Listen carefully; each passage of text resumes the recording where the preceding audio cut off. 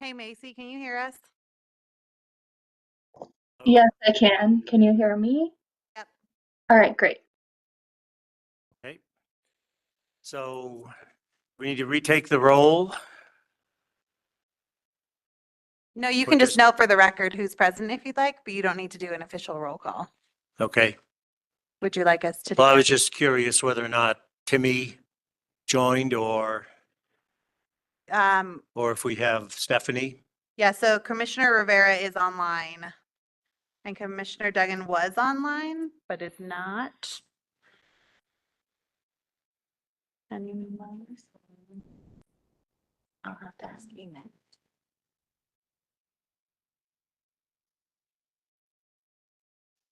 Well, I guess we'll go ahead and proceed and then they can join us. For the record, when they join us, make note of it. And Stephanie was not yet, so I don't know if she's online now. No, she is not. Not yet. Okay. All right, well, we will continue meeting with the approval of the minutes from the December 20th, 2023 meeting. Has everyone had a chance to review the minutes, and if you have any comments or corrections? Anybody? I found two minor. Page 7. I think it's the last paragraph or next to last paragraph. Public with an S should be apostrophe S. It's just a minor typo. And the last paragraph, Rotterdam project, I think has 2 T's in it. It's Rotterdam, not, okay. And those are the only 2 that I found. Anybody else have any Thank you. changes? If not, could I have a motion to approve the minutes with the corrections? Make a motion to approve the minutes with the corrections. Second. Commissioner Glasser, Yes. Commissioner Duggan.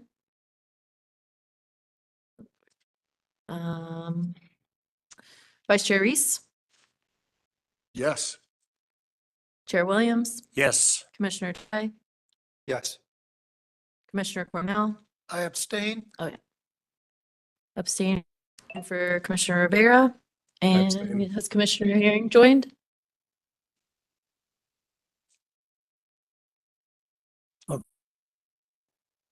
Thank you. We'll now move to public comment of any item that is not on the agenda.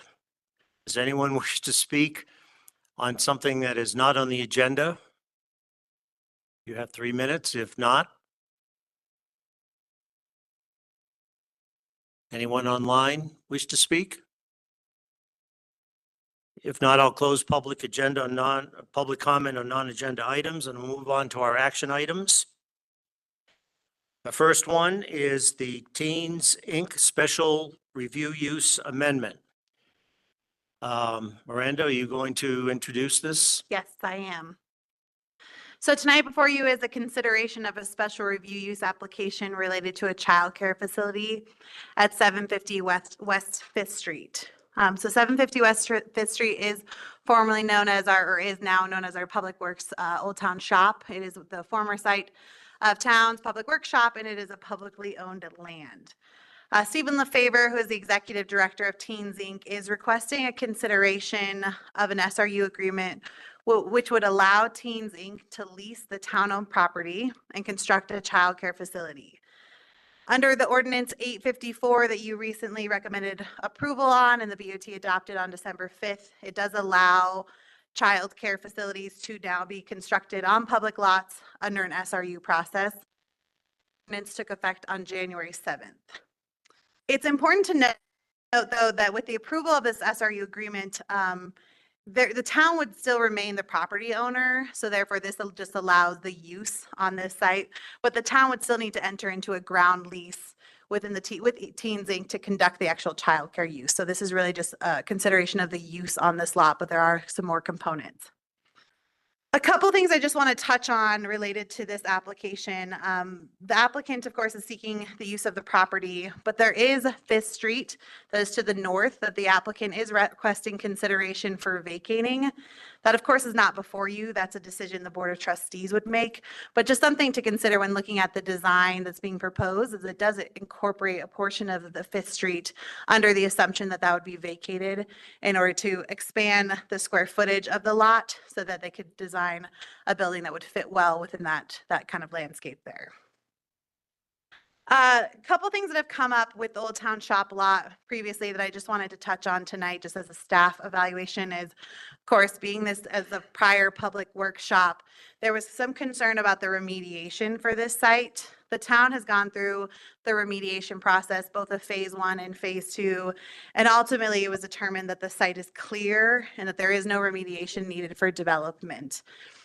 We also had a request from a member of the community to run those same results by CDPHE to see if it would be appropriate for childcare, because they do have a department that evaluates sites just purely for childcare, and they too have determined that this site is appropriate and okay to develop for childcare uses. So again, the proposal is to look at a structure that's roughly 2 stories. It would be 26 feet and 9 inches is the maximum height. Because this is a publicly zoned lot, there are no yard and bulk requirements for this lot. And so that's something that can kind of be determined, except for height. It still has a standard 35 feet, but from a setback standard, there's no setbacks from, front, side, rear, so you can maximize the full footprint of the lot. And in many ways, that's what this design does. From an analysis standpoint, just a reminder, when you are doing your review, you're going to look at section 1632 of the Nederland Municipal Code, and there are a series of criteria and conditions that you need to evaluate tonight. The first is this eligible for a special review use under 1632? The answer is yes. Again, that was a recent decision under Ordinance 854, but yes, you can consider this proposal under an SRU. The second is this generally compatible with the adjacent land uses? So the proposed childcare is surrounded by medium density residential on the northeast and west sides. And then they're also on the south side, kind of across the street, is the Nederland Fire Protection District. There are no other non-residential businesses in this specific area. However, we did note that the site did once serve as the Old Town Shop site where there was large equipment that was used and stored. That being said, we really do think a portion of your evaluation tonight should be focused on that, is the compatibility with adjacent land uses something that's appropriate here, given that it's surrounded by residential homes. However, do also want to reiterate that doesn't mean that necessarily makes it incompatible. It's just something that we really want you to consider. In many ways, schools are often in residential zones. We see that with the elementary school, that's built into residential zones, and so it's not uncommon to see that. And we do feel this is, again, a reasonable request. It's just there are some things to consider in knowing that it would sit within a medium density residential zone. Number 3 is meets all requirements of section 1652 and is in compliance with chapter and minimizes potential adverse impact of the special review use on adjacent properties and traffic flow.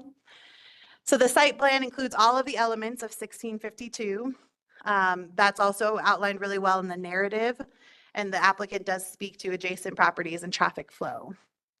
They also identify within their narrative, and Stephen can speak to this more, about how they do intend to minimize the impacts on the neighborhood. Number 4 is consistent with the comprehensive plan. The applicant has a section of their narrative that really speaks to the comprehensive plan as well as Envision 2030. One of the components here is, that they're including an opportunity to incorporate public art. This, of course, is a space for early childcare education, which is important for kind of the school pipeline and ensuring that we have kids who can continue forward to the elementary school and ultimately middle school and high school. There's a leveraging of public-private partnerships. The town of Nederland owns the site that Teens Inc. currently sits on over by Barker off of East Street, and we have a similar agreement. And so we've already entered into this type of lease, and Teens Inc. is looking to continue that partnership by repeating it at this site. They're looking to do a LEED building standards to make it an energy efficient building. They will provide childcare for lower income. and also have just an opportunity to really do some equitable access to childcare for not only Nederland residents, but the peak to peak. Something that I think is important for the Planning Commission to, consider and in their narrative is currently on the peak to peak, there is only one childcare provider. It is New Explorers, and that's run by Teens Inc. There was a childcare provider in Gilpin County, and unfortunately they had to close their doors. And so the reason that the applicant feels this is necessary now is just recognizing that there's really minimal childcare opportunities. And so they view this as urgent, and that is why they've been, consistent in their communication with you, having pre-meetings, and why they wanted to submit that SRU as soon as it was feasible for them to do so. In addition, they talk about 2030, in Vision 2030, it says in 2020, every student in Netherlands schools is afforded the opportunity to succeed regardless of ability.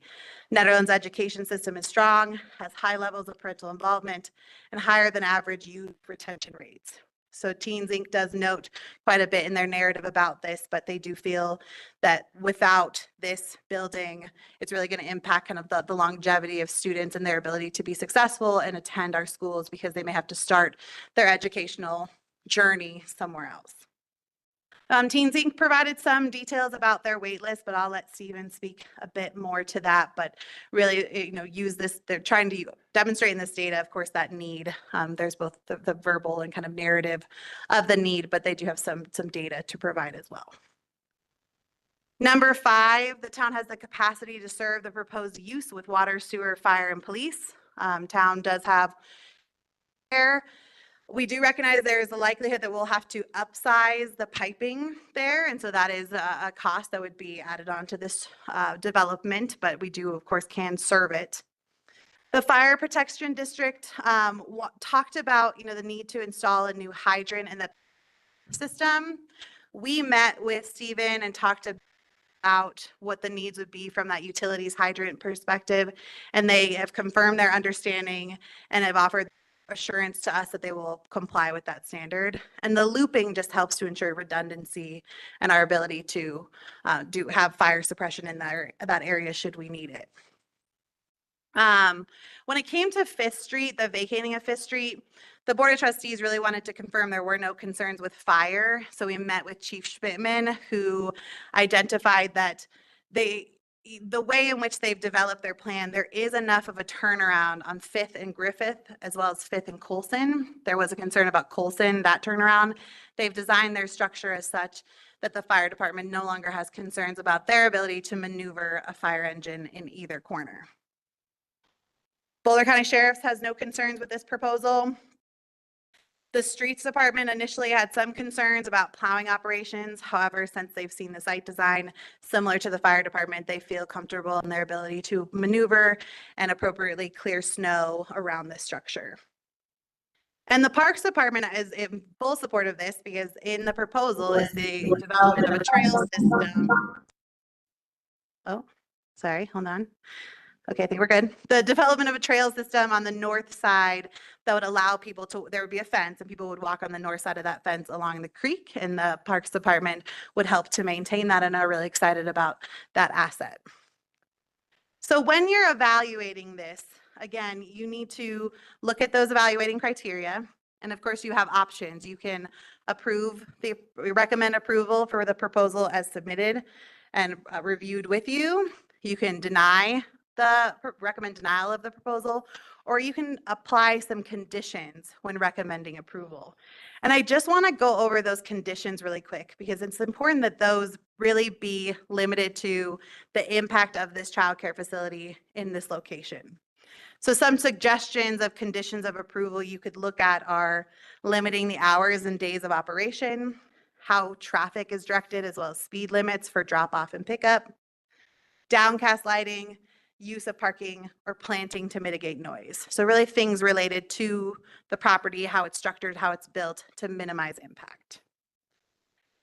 Obviously, tons of community feedback. You've been getting it all day long in this email, and I think I'm safe to assume everyone in this room is here for this proposal.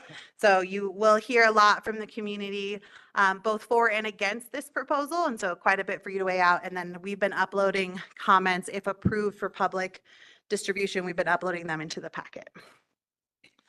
So just to kind of wrap this up, as staff, we would like to see this land developed. You know, we recognize that there is a resolution to 2017-13 that had it committed to housing, and we very much support housing. We want to see housing be developed. Town staff also recognize the urgency for childcare. Therefore, we as town staff do offer our support for approval of this SRU. And I just wanted to speak to kind of the housing. You know, I think in many ways this has become a element. It's either child or it's housing, and that's a fine argument. And for me, though, it's much of an and argument. As staff, we have been meeting with developers since the passing of Proposition 123 and all those 4 housing ordinances that you passed. We've been meeting quite a bit with developers and looking at all town-owned parcels. And town owns quite a significant amount of land. And so it's not that this is the one and only option, but some of the land we own is not a suitable childcare. For example, it's right off the highway, or it's right near Barker. It's just not in the appropriate locations. And so we do recognize that Old Town Shop has kind of the setting for an appropriate childcare, and we can still develop housing, include affordable housing in other sites. And so it's important for me to really reiterate that it's not an either or, it is an opportunity to have that, and that there could be childcare, and we are going to continuously look at and implement affordable housing in order to satisfy Proposition 120. So I'm happy to answer any questions you have for staff. Otherwise, Stephen Favor is ready to do his part. Well, let Steve do his presentation and then we'll have questions for both. Thank you, Steve. Name and address? Stephen LeFavor. I'm Executive Director of Teens Inc. and reside at 185 Thunder Ridge Road in Nederland. To start, I guess I'll just give a really quick overview of Teens Inc. We've just had our 25-year anniversary. Last year, we hired over 120 teens throughout Front Range. We run 2 high schools, one in Nederland, one in Golden. Outdoor leadership programs for free or very low cost. Our teen centers open every day after school. We have parent education programs and community initiatives in partnership with the elementary school and Nederland Middle Senior High School. I want to say that in part because we are used to providing programs at no or extremely low cost. We are able to fundraise. We're able to create income to subsidize the programs that we run, which will be necessary with a preschool. The reality, I thought I'd then just go through some bullet points and some things that we've heard of concerns and just go through those. One of the concerns we heard is just that where you're setting us up to make millions of dollars off of a preschool. That is not reality. If we can break even by offering the subsidized that we do and unlimited CCAP, that would be a great year for us in our preschool. Preschools and early childhood education centers that offer unlimited CCAP and offer sliding scales like we do right now don't end up and pay their employees a livable wage or very close to livable wage with benefits do not make money. That's just true. So partnerships like we're proposing here are necessary for preschools who work in this space. We've heard concerns from neighbors. We've reached out to neighbors. We have answered every single email or phone call that we've had from neighbors or non-neighbors who've expressed concern. From the info that we've gotten from them, we've already taken that stuff into consideration with regards to lighting, the health of the creek by giving space, providing a trail, planting native grasses, native shrubs, native trees, increasing or bettering the health of the creek in the riparian area there. The building layout is to help mitigate noise to neighbors planting trees along the outskirts, and the building layout as it's in that kind of L-shaped, is going to protect neighbors that we've heard from noise that they're concerned from. And there's more that we probably can do. And as we learn more, that's our hope, or that's what we want, is to be good neighbors and to do as best we can to mitigate concerns that neighbors bring forth. To touch on housing, as Miranda said, and we fully agree, housing is critical. It's been critical for 20 years. We know that. Teens Inc. was really vocal in bringing Tungsten Village to fruition.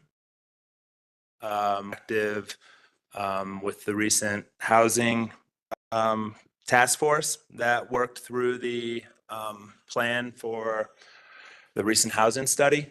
We'll continue to do that. We understand the need. And that's also why we're open to a deal and negotiating our current land with the town and tying it into this proposal and lease. Housing and childcare is equally important. They've got to work both hand in hand. We now have to have places for families who are living in affordable housing to get support and care for their children. And that's what we're here to do. We know that there is a crisis up here. We're coming to you with a well thought out proposal, and we're willing to leverage our resources, our expertise, our connections, and our history to make this reality. And then that crisis of childcare will, I don't want to say it will be done and over, because I'm not sure if that's the case, but there'll be a big dent in that issue. It was brought up that this will serve a disproportionate amount of non-residents by using this facility. We've had 42 to our survey. We sent out our survey to everyone that's on our wait or interest list. 42 respondents. 74% of those live in the 80466 area code. 43% of them live in the town of Nederland. 32% believe they'd be eligible for financial assistance, which is $104,000 for a family of 4 this year. That's 300% federal poverty level. 30% would want infant care. 50% would want toddler care, of which there is absolutely none right now from Estes Park to Idaho Springs. Now, there are 42 respondents. Those 42 respondents were representing 55 children. Some of them, 13 of them had 2 children. Of that, 40% of those children lived within the town of Nederland. 73% lived within the 80466 area code. Couple other thoughts of that. Nederland's a hub for the peak-to-peak region. If people who live outside of Nederland go to our schools, this is their community. They have to choose right now between no care, inadequate care, constantly finding care, or going to a different spot for care. Whether they live in Nederland or come to Nederland for care, they're going to be more likely to stay here, more likely to go to the schools, more likely to spend money.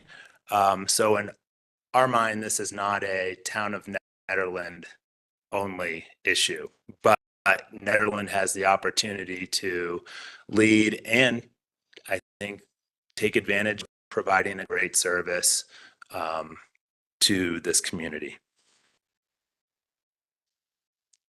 Traffic. I'm not going to say that there will be no impact in that area. There will be. It's a school, which are in residential areas all over this country. In that area, there's a very nice way to get in and out of that. At capacity, less than 50, probably less than 50 families going a day at capacity. And again, we'll continue to work with the town, with the neighbor, do what we can to make this as best as it possibly can. In addition, there's no traffic on weekends, and there will be at least 30 days through the year during the week that there's no children. So 1/12 of the year, essentially, there's no children at the school because of teacher in-service days, teacher breaks, holidays, any of the above. Right now, I think we have 33 days, but I think that's easily safe to say that it'd be 30+ days. Snow removal and drainage, I think that was talked about. Town doesn't see an issue. We're putting a trail in. We're adding native vegetation. Right now, there's no vegetation. We're adding vegetation. Some of that land will probably be permeable land with garden space. We'll also, of course, work with engineers when we get to that point, which hopefully is soon, to come up with a plan for runoff and drainage. Funding. I know this was brought up. Estimated costs around $5 million, as in the application, 65-70% coming from private foundations, 15% from private foundations and government, 15% coming from individual and corporate donors, 10% coming from the sale/swap of our current property. And we're not opposed to taking out a loan if we're at that point to complete the project of probably 5-10%.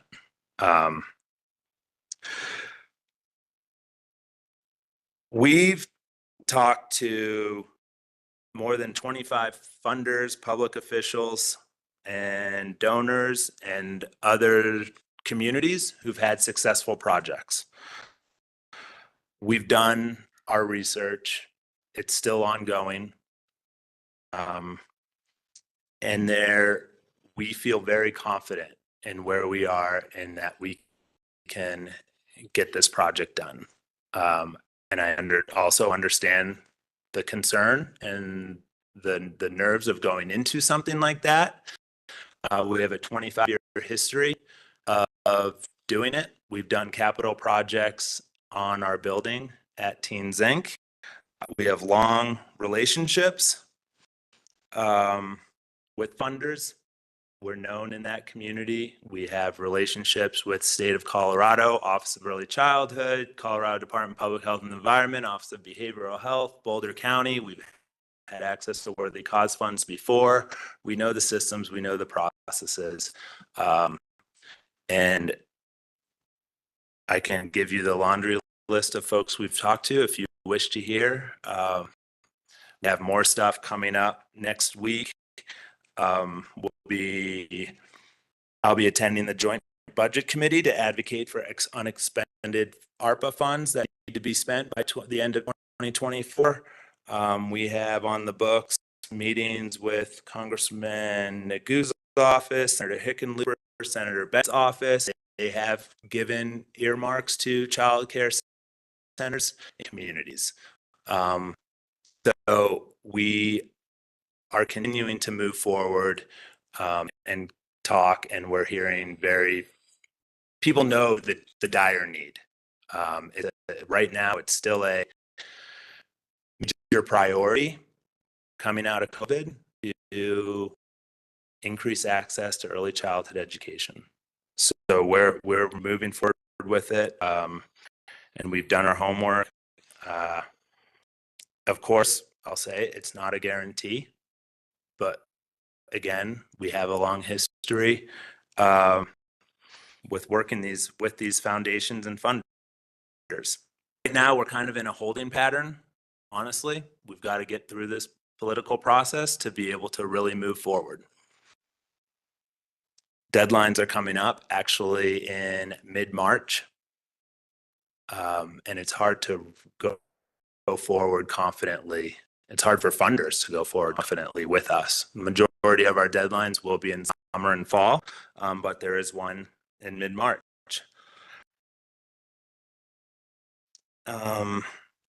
We are not, Teens Inc.'s not going to risk everything that we have. We're not going to move forward so expeditiously that we're putting our programs that we have now in harm's way.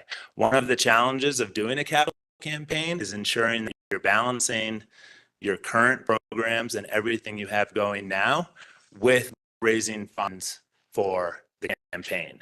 We know that, and we're not going to rush into something and get started breaking ground if we're not very confident that we're moving in the right direction. We're going to take our time. We'll be cautious, but we have a lot going right now with regards to funding. So I guess I'll just summarize by saying we've looked at other sites. We've spoken to other property owners, and no viable option has materialized to this point. The partnership with the town is critical. It shows, like Miranda said, that public-private partnership. Funders ask us about support from the town, like directly. What is the support that you have from the town? And this shows an amazing support. It shows a partnership. Will help. Honestly, I think it will help other funding opportunities for the town as they go forward. When this is successful, we're moving forward to show the town and a private entity, a nonprofit organization, was successful in making something happen. So when it comes to doing housing, there'll be something already showing that the town has been able to make this happen. I guess I'll just say, again, I understand the challenges with this decision for the town, for the trustees, and for the commission. There's a level of trust that has to be there. We have a long track record of making it happen. The town has many needs, but right here is a real proposal to make a big dent in one of the biggest needs that this community has. We began this process in August by starting to talk to the town and trustees and donors. We've had 2 public meetings with the Board of Trustees, 1 public meeting with the Planning Commission. We feel that we've reached folks, we've talked with folks, we've heard from folks, and we are ready now to kind of take that step to make it a reality. Okay, well, thank you, Stephen, for that very nice, complete summary. I'll now open it up to the Plan Commission for any questions, comments before we go to the public. And so why don't you just stay there in case there's a question. Okay. Not a question. It's Commissioner Dye. I just wanted to commend you on clearly seeing the issues and impacts as well as some of the risks. I really appreciate you being upfront about that. I think I'll save most of my other thoughts until after the public has spoken, but I just wanted to thank you for that. Okay. Make sure you say who you are for the people online.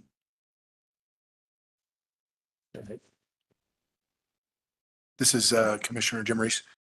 I want to thank you again for looking at something that is a clear need in our community and coming up with such a good plan. I'm curious about a couple of things. I saw you put a really well put together packet. Thank you. And it addresses a lot of things, and it talks about your meeting with neighbors. But what you don't say is if you converted any of your opposition. Did anybody come around to your way of thinking of these neighbors that are going to be in the area?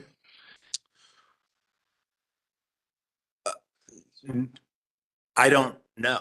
I guess I'll say that. Yeah. There has not been much communication with the neighbors who've expressed opposition from the get-go. Okay. There was I opened the opportunity to, and there was a pretty strong rebuttal of not wanting to dialogue. So I don't know if my hunch by reading some of the letters is no. Yeah. Yeah. Well, But not everyone submitted a letter, so I'm not 100% sure. that's definitely true. I wondered, you also talked about the timeline and you had some funding issues coming up, but I wonder if you could kind of give us a best case, worst scenario, kind of rough timeline on, when you expect funding to be complete, the milestone things, when you're going to break ground, when construction is complete and you're open for business. What's best case scenario? Best case scenario is we're breaking ground in early 2025. We're done by the end of 2025 and open in early 2026. Okay. And you anticipate having sounded like to me, it sounded like you had lots of opportunities for funding to where that's not going to be a roadblock for you. Again, you never know until you get the letter back from the funder that says your grant has been accepted. But we've talked with Commissioner Claire Levy. We've talked with the lady who's in charge of the Worthy Cause 2 funds. We're going to talk and hopefully advocate for the ARPA funds, the 1.5 billion that the state has to fund or use by 2024, the end of 2024. We've talked with Gates Family Foundation, Temple Wayne Buell Foundation, Anschutz Family Foundation, Boulder Community Foundation. All of them know the need. None of them are going to commit to us without land in a 99-year lease or land in our hand. That I know. And everyone I just spoke about we have relationships with. The Buell Foundation is the largest supporter of early childhood education in the state. And their grant amounts are between 300 and 500 for capital. Worthy Cause over a period of couple of years, upwards of $1 million. Hopefully ARPA funds work out. Hopefully congressional directed spending can work out. Again, I don't want to say like things are done, like they're not, but we have individual donors that we've talked to, who have expressed their interest in supporting something like this. It sounds like we're going to have to, you're saying we're basically going to have to take this on faith, though, that there's going to be funding that's going to come through. You've got all the mechanisms, the right people to talk to, but you can't say, I'm not going to commit them to it, because that's not how it works. But also with that too, committing to this SRU and committing to early childhood education, if we don't get the funds, we're not going forward without funds. Like Teens Inc. is not gonna leverage every program and opportunity that we've created for this community to just to break ground and not move forward. So that's my commitment, and our commitment to you is that if the off chance, if in the off chance we do not have funds, we are not going to be able to do it. And then what are you saying? That it would The revert lease, back to no, the town? the property's yours. Okay. I see. One last question, and I'll let Linda get in here. Thank you for your patience. You've read the letters clearly about a lot of folks being concerned about giving up a town asset, something that available town residents can use. I wonder, has there been any consideration of prioritizing Nederland residents over people who live outside of town? There has not been consideration to that. Is that something you would consider or not really? I'd have to really give thought to that and get with our board about something like that. I just can see challenge. I don't know. We'd have to really dive into that. I think that would be a way. If you're doing this, if the swap of the land happens, Yeah. this is a kind of more of a sale. We're getting a lease. We're not getting land, and we're giving you land. Just throwing that, Yeah, but that's an if, and that's an if, and Yeah. that's stuff that the board is open to. So, but, you can see what I'm saying, right? People are concerned. This is a town asset that, certainly plenty of letters saying this could be a park for residents in town to use. It could be affordable housing that would be prioritized. So you could see why that would go to some ways to answering some of those critics. If you said, yes, we're going to focus on making sure that Nederland residents are the prioritized people for this childcare, as opposed to what you've heard plenty of people out of town Eldora staff, and their kids, which has been a persistent thing that I've seen come up in some of the complaints, even though there's been an answer to that. And everybody's kid deserves an opportunity to have, childcare, but just something to think about. Sure. I think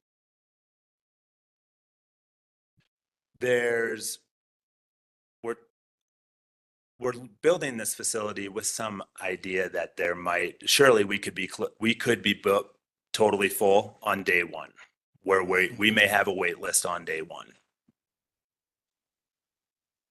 And hopefully, honestly, we have a little bit of space where we don't have a wait list on day one. Hopefully there's a little bit of opportunity to grow into it as well. Not by much, and you know what I'm saying though?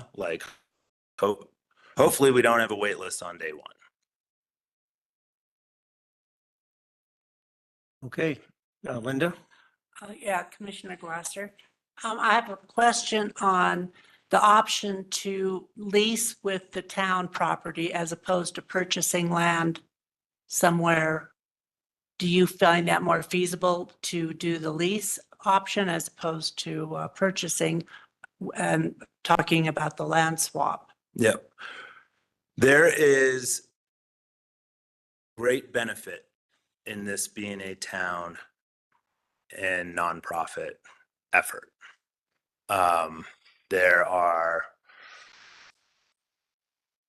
It shows a strong commitment from both entities working together to solve an issue that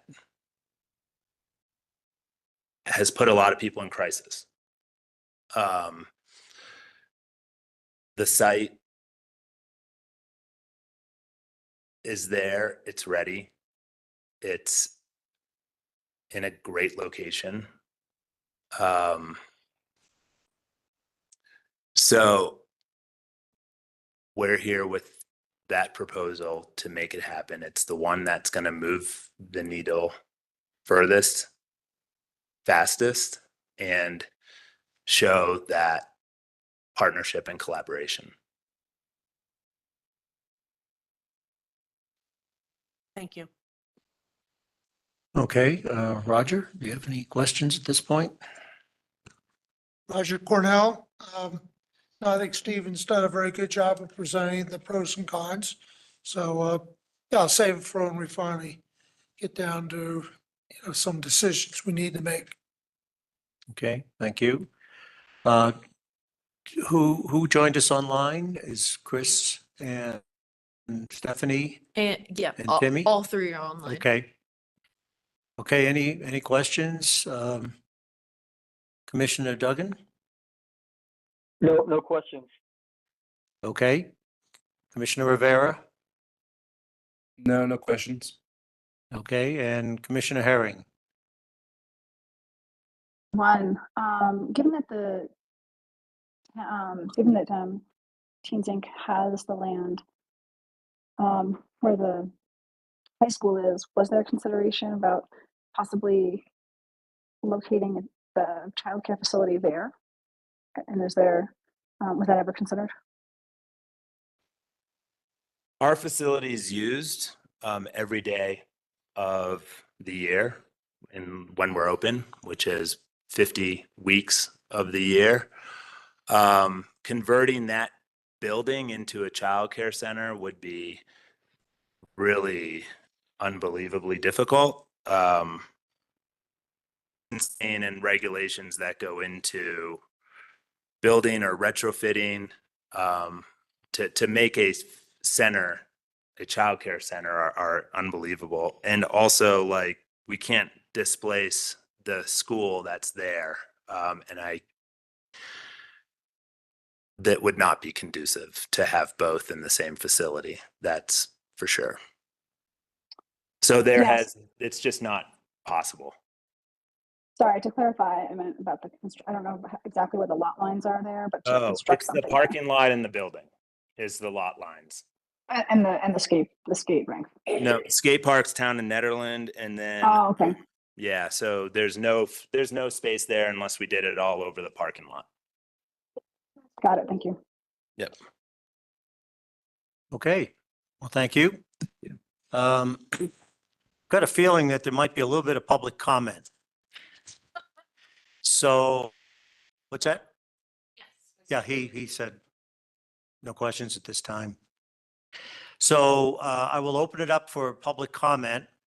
But because of time constraints and so forth, everyone will have 3 minutes, and I will be very judicial about making sure that at your end of your 3 minutes, there'll be a clock up there to watch so that you know how much time you have. I would also recommend that rather than repeating the same thing over and over again, if you have something to add that has not been said yet, please do so, but just don't regurgitate the same comments. I would encourage everyone, if you hadn't already, to submit your comments in written form, so it's part of the record. I think most of you probably have done that. And to streamline this, I'm going to first ask the comment for opposition to go first. Make your comments, and then we'll open it up to comments of support. As I said, we've got 3 minutes. You see the clock up there. And when you come up to the microphone, please give your name and address and make your comments. Okay? So again, let's start with comments of opposition. I see a hand raised. Please come up to the microphone.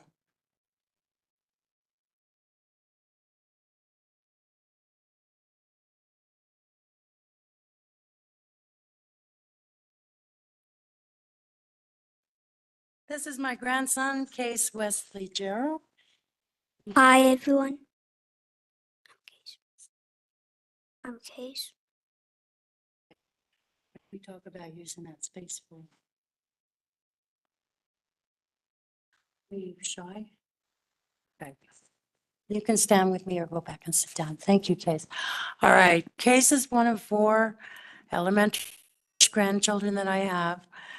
We have 2 other elementary age. Name and address, May. Steve. Yep. May Gerald, 304 Griffith, Dyers. Case is one of 4 wonderful elementary school-age grandchildren that I have. There are 2 other children next door to us, also in elementary school. That's 6 children right in the neighborhood that would benefit from a park in that area. And from the math I was able to do, I don't know why the feedback. Thank you. The math I was able to do, Stephen LaFave has been able to come up with 16 Town of Nederland children that would occupy this building the size of the fire station. Not appropriate. He said it was a dire need. Well, this is a Dyer's neighborhood. And we've been talking about affordable housing here for 25 years. We were waylaid by the Superfund scare. There's been no remediation. It's inappropriate to use that word. There's been testing. I also think that knowing that there is a people's initiative going forward on this property that it's inappropriate for staff to voice support for one or another. Our petition is almost finalized. It includes senior housing and an additional 3 units. These are small, affordable or low-income units, which the town does not have. The neighborhood is united on this. I'm sure you've read the letters in the packet. Speaking of letters, as I went through I counted up the first 18 people, and of them there were, I think, 3 residents for and 6 residents against. So I did the math. So closing thoughts. You are being asked to wait a project as to location suitability for this project. It is not a vote based on whether you love children or whether or not you believe childcare is important. Remember, and I've outlined all the reasons and all the factors that you should consider. Remember that residents in this neighborhood are also town. So people, and we've been working and living there and contributing to our town as much as we can.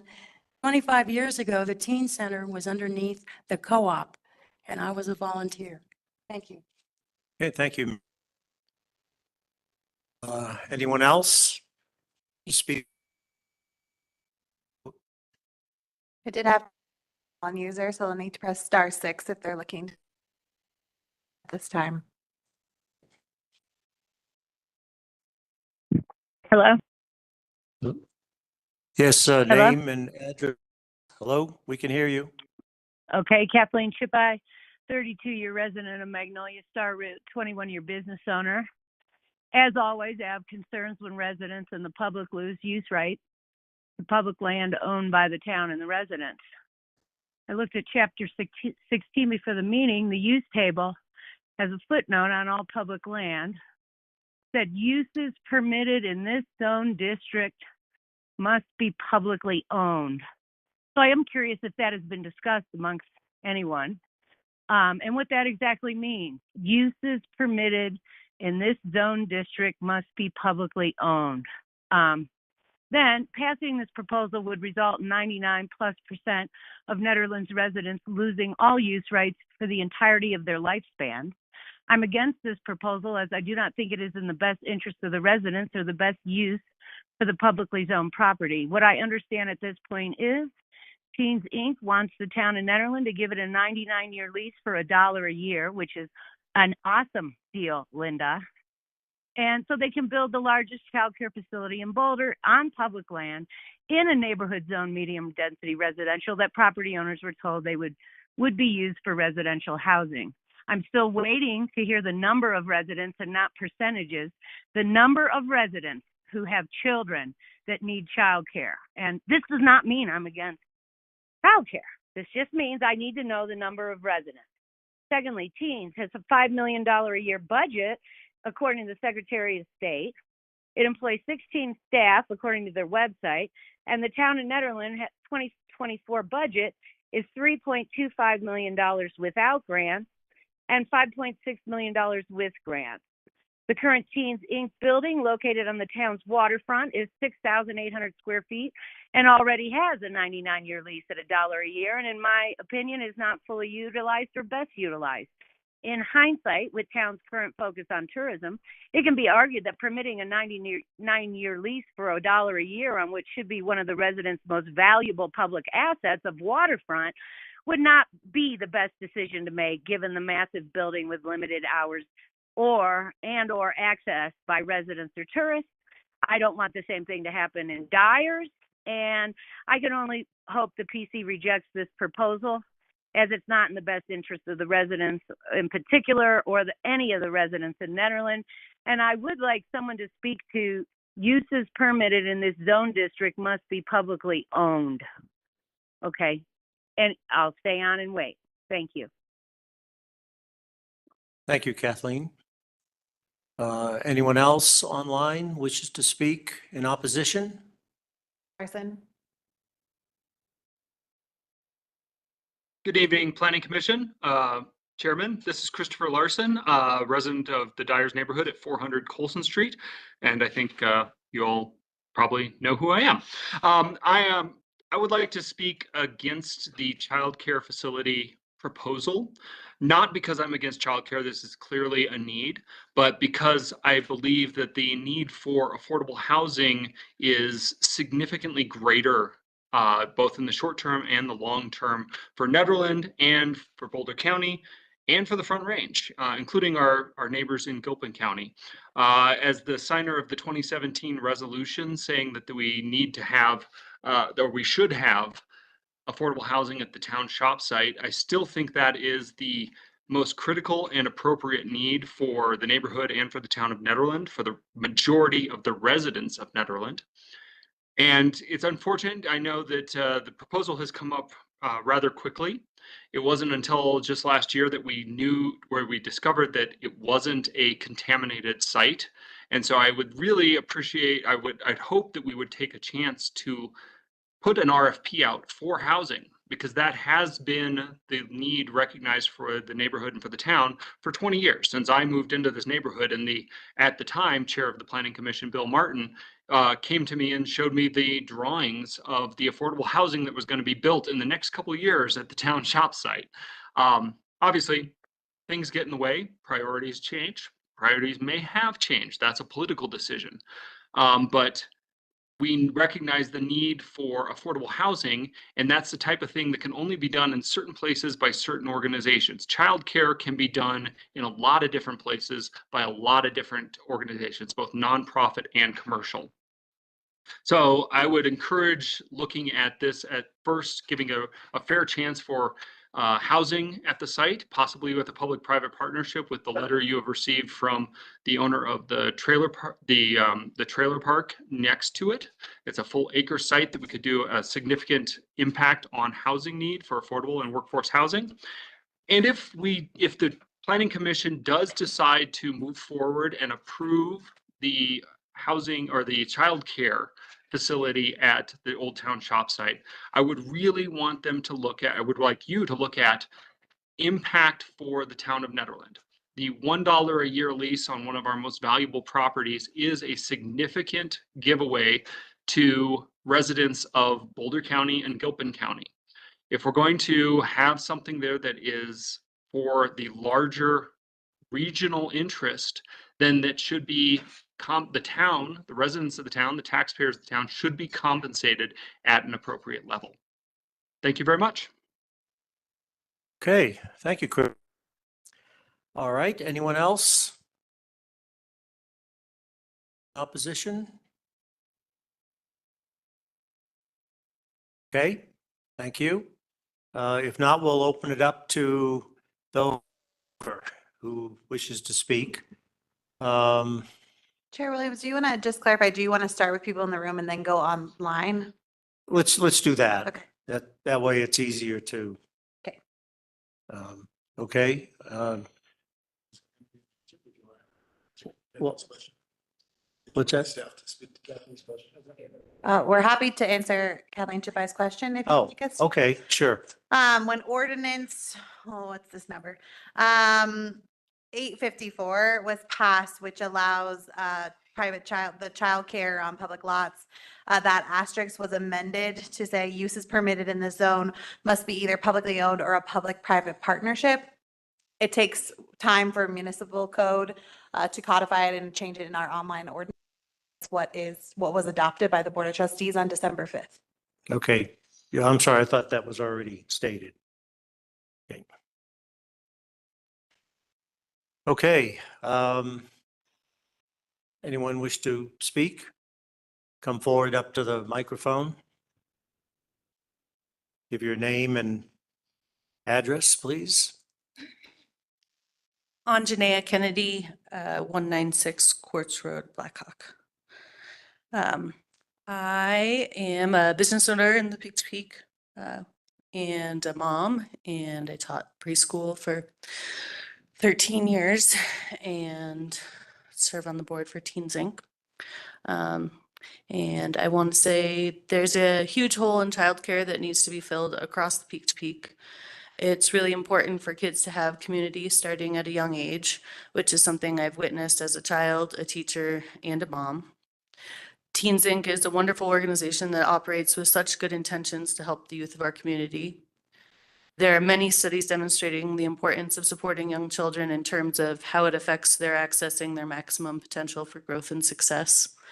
Expanding and offering childcare that lends to supporting successful children, which in turn supports a successful community. Having childcare options available in the mountains helps keep money in the mountains, offering more jobs and creating stronger community for adults and children alike as they congregate in this arena. Everything I have seen about the plans and potential for this childcare seems very positive, and we need to keep the ball rolling to keep getting funding to be able to serve the community in this way.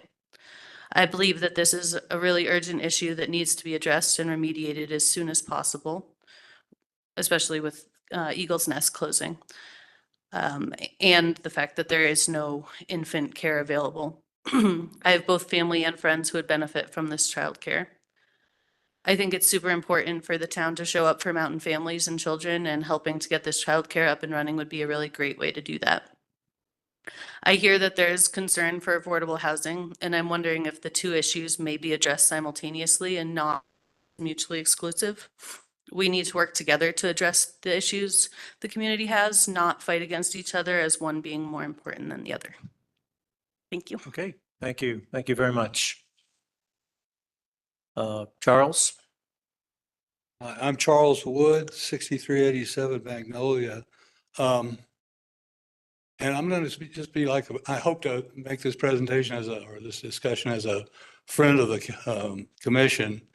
I want to clarify what I understand the effects of using a land lease, ground lease for this kind of development. And I'm speaking with some knowledge of it as a former president of the Carousel and now currently treasurer of the Carousel, which was built and wouldn't have been built without a land lease agreement with the shopping center. And both of them have benefited over the 15 or 20 years so far that have come. Of course, the obvious thing is the shopping center, the Carousel is a big draw, and the Carousel is a successful, sustainable, and attractive thing for the Carousel, for the town. The reason, I think the thing we're getting wrong here is the idea that we could just sell that property for, I don't know how much. I look at the county valuation today and it was 900,000, which I don't think is quite right. I think if we could have sold it, or we would be doing that for that much. And the one across the other side, twin property with the trailers on it is 26,000 in the county valuation. So I don't know what it is, but if Teens Inc. is ready to spend $5 million on a building, and if they're not able to raise that kind of money or build that building and run the thing as a sustainable, real business or real childcare, then it reverts to the town. There's nothing really lost except for the saying, and my friend Chris points out that you say we have the time frame. Well, do we want to put affordable housing first in line when we don't have anybody coming here saying what they can do with affordable housing? No numbers, no commitment. Teens Inc. invested a lot. They have a history of success, and the town will own the property. So if the Teens Inc. goes forward and they spend their $5 million, the town will have not just on their books right instantly. As soon as Teens Inc. can do that, the town will have an extra $5 million on their books and no cash investment for that. Then from that point forward, the town will, all of the benefits, all the appreciation of the real estate for the land and the building will accrue to the town. So it's an investment for the town that if in the first few years it takes that the Teens Inc. can make it happen, and it sounds like they've been working on it, talking with a lot of people, the town will certainly benefit from that investment in the long term. So that's just something to keep in mind. I think we've been thinking it's that simple. You can either sell it or not. And it's not that simple. Great. Thank you, Charles.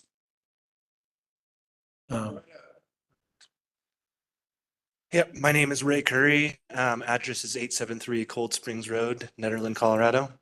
I'm going to keep this nice and short because I know a lot of other folks have very similar things, but I just want to come up here and speak something that a lot of these other folks probably won't say tonight. Not only does this have an impact on our growing elementary school, but it also has had an impact and will continue to have an impact on the teachers of the elementary school. I know multiple teachers that have not come back to teaching there because of the lack of early childhood education, including has been a consideration for our family. My wife is a teacher there. And that is really important to have opportunities for parents that are teaching at Nederland Elementary to have a place for their younger growing family to go to. And I'll leave the rest to everyone else that I think will have similar topics that I could discuss now too. Thank you. Okay. Thank you.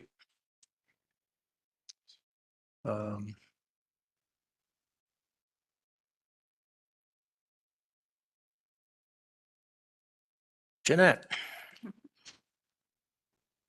I'm Jeanette Smith. I live at 60 Caribou Road, which is exactly north of this property that we're talking about. And I have lived at 60 Caribou Road for 43 years. And in that time, the state had their shop there. And then this town had a shop there. And it has been vacant since they tore down the shop. And I would love to have the child care facility there because, and I've lived in Nederland for 70 years and 43 right next to that property. So I'm all for it. Hey. Thank you, Jeanette. Okay. Hi, I'm Kate Esquerdo. I live on 1983 Ridge Road, and I wrote a letter, so I won't repeat anything in the letter, and I'll keep this fairly short as well. In addition to the things I wrote in the letter, I know of 4 families off of Ridge Road or Dirt Ridge, just further down, that have left Nederland, relocated to the Front Range, or are presently seeking childcare in the Front Range and did not attend the elementary school info session earlier this evening and have no intention of bringing their kids to Ned Elementary to go to school with my kids. And so this results in a really sad, fractured community. And I understand the zoning of the town of Nederland and how this could impact, greater communities, but there are dozens of families on Ridge Road that Ned is home. Like, we're not going anywhere else. And so just because we're not in the town limits doesn't mean that Ned isn't home and that we wouldn't benefit from this. It's not necessarily going to the far reaches of the peak to peak region, but it's home. It's right here in our neighborhood. So I'm in full support of this. Thank you, Kate. Anyone else here in the room? Yes.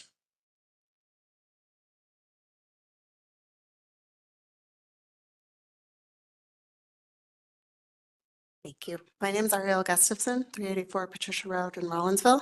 And kind of going off of what Kate said, I'm hearing a lot about residents. And I think one thing that we need to think about, I'm not technically a resident of Nederland. I live in Rollinsville, like 8-minute drive to work, but I am part of this community. I've worked in this community for 8 years. I'm committed to being here. I work with the youth in this community, and I would like to be considered part of this community. And just because like my zip code is not Nederland, that doesn't mean that my kid is not going to be a part of this community. And I do have a 1.5-year-old that I'm really hoping will have the opportunity to go to school with other people in this community. So, thank you. Okay, thank you.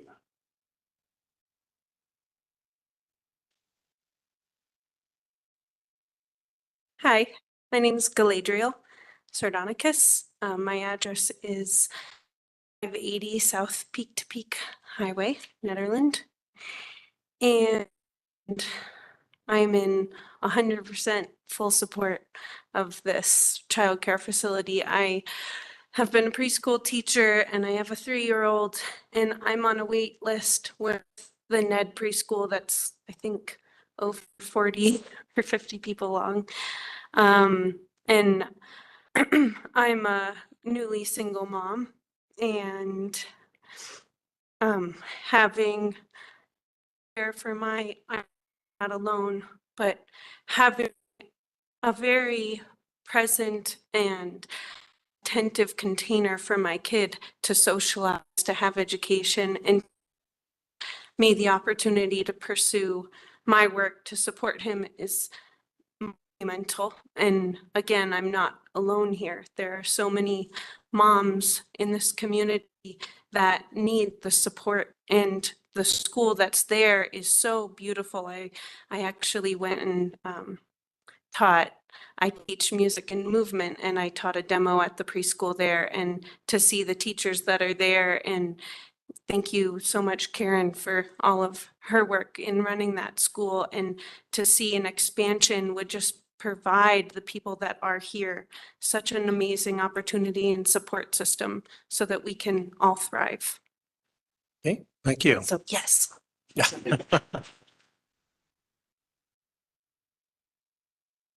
Hi, my name is Sam Oved. I'm on 256 Bonanza Drive up on the Ridge Road area. Community-wise, I'm currently the vice chair of the ProStab board, and I have a 14-month-old daughter. And I can tell you that our experience has been that finding childcare is really, really hard, really challenging. And so anything we can do, the folks like Stephen and everybody that they're doing to make this a reality, to try and make this possible, if you can facilitate that in any way, I don't care where you put it somewhere, whether it's here or somewhere else, put it somewhere. This is a absolutely important thing, and it needs to happen quickly. And it's not a new thing either, but it needs to happen now. Is as good a time as any. So I'll just keep it at that. And thank you for everything you do on the board. Thanks, Sam. Anastasia Snelling. I live at 798 West First Street. I am a homeowner in this community. I would like to have children in the next 5 to 7 years, and have them be able to stay in this community with my mother and my grandmother and a community around me. And based on everything I've heard from parents, I am terrified of being able to have childcare. So I am very much in support of this. So thank you for your consideration. Thanks, Anastasia. Hi there, my name's Shenna Fitzgerald and I live on Magnolia at 1934 Lazy Z. And we hear a lot about community and what the community needs, and I'm not sure what is at the very tippy top of your priority list as far as what you see as the community's need, but housing, food, childcare, I imagine are kind of the top 3. And what I'm seeing, and I am on the board of Teen Sync as well, is a proposal coming to you saying, this is pretty amazing. You have an organization that has an amazing track record, is doing great work, has a great leader, has a great reputation, and has a really good plan. So my question would be, why not? If this is one of the core problems that needs to be addressed in this community, and somebody comes to you and says, here we have as close a great solution as possible, why not? And I'd also say when the question came up about, I've heard a few things like that the childcare facility would only serve 16 people, that's, or kids, families, that's incorrect. I've heard that the Teens Inc. only employs a certain number of people, which was an also incorrect number. And the idea of just serving Nederland town residents, I don't think like the public school is limiting that. I wonder if there is some legal aspects to that as far as discrimination, because this is a community. And if you look at who goes to the public schools in our community, it's people from Rollinsville and people from Magnolia and people from the town and people from off on Peak to Peak. And so the childcare facility needs to sort of be that same community, I would imagine, because that cohesiveness, that community, the families, that's what makes this community strong. And that's what we're trying to support. And without that, there's fractions, things that fall apart, and there's negative things that take the place of strong communities. So that's all. Also, I have no small children. This is not something that I need. This is not a personal interest of mine as far as having, I hear the need, but just kind of full transparency. Thank you. Okay, thank you.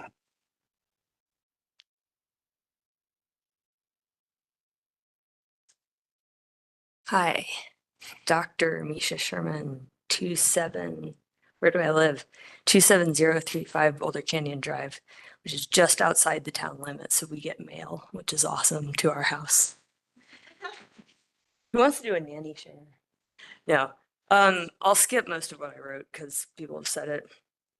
On a personal level, we have a 15-month-old and we're gonna have to leave. $56,000 is how much we pay per year for a private nanny. And we're really fortunate to be able to do that and to have been able to collaborate with some people in town on doing a nanny share, but it's just not sustainable. And we're not the only ones. I actually just met some people in Puerto Rico who were like, oh yeah, we were from Ned. And I was like, what happened? They were like, well, we moved because we have 2 kids and we can't pay for childcare. So somebody mentioned, keeping money in the mountains, and there it is, right? I can spend it in town or I can spend it on childcare. And I'd love to spend it in town, juice shop, all that kind of stuff. That'd be pretty cool. One other note is on those who can't move, who don't have those financial resources, ability to join the workforce when they have to do their own childcare really exacerbates with all the attendant effects on the community. So something else to consider. Thanks. Okay, thank you. Thank you very much. Next. Hello, my name is Laura Albright Brown. I live at 16 Pine Glade Road. I'm one of the teachers that Ray mentioned with someone who is lacking childcare, even though I provide childcare for many other families for many years in the community, including some people in this room.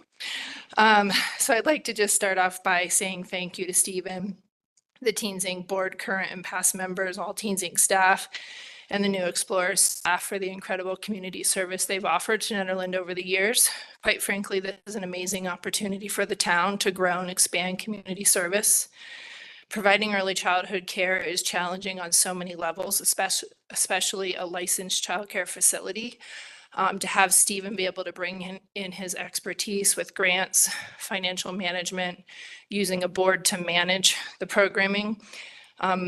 Those are all things that a normal business owner couldn't offer to a smaller childcare facility. And that's why childcare at the preschool age or private care is so hard to find and sustain.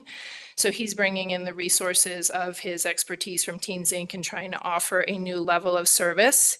But the main thing that I would like to say is to piggyback off of what Ray said, that right now there is a large turnover of staff at the elementary and middle and senior high school because of retirees. When I started at the elementary school, we had staff that had been there for 25 or 30 years, raised their kids there. They're all retiring. Same at the middle school and high school. And when people retire, you replace them with young, new professionals who have families.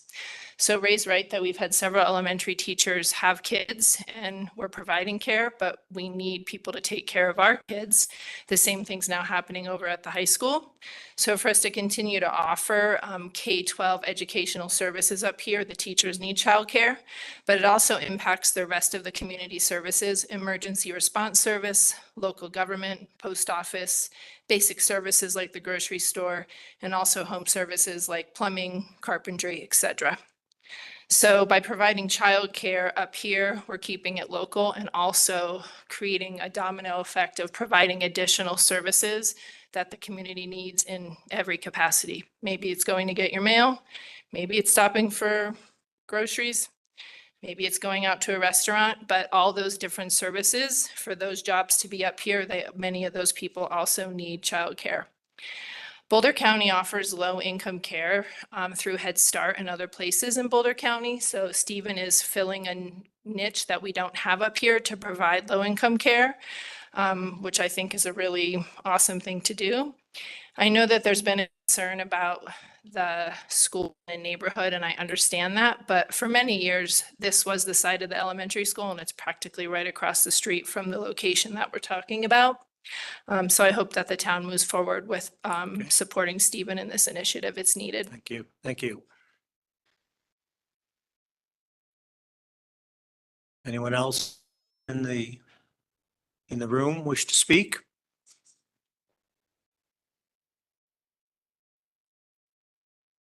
Hi, I'm Jim Horvath, 38 Bonnie Road, Nederland, and I'm a longtime member of the community. One thing I've always enjoyed living here is watching families, young families move in with children, watching the children grow up, watching those children have children. And and recently we had neighbors leave because of childcare was a big reason.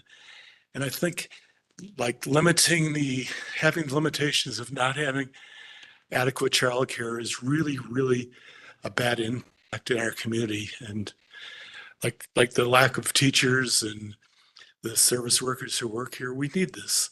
It seems like this is a wonderful opportunity to take advantage of the expertise of the center and to make this work. Thank you. Okay, thank you.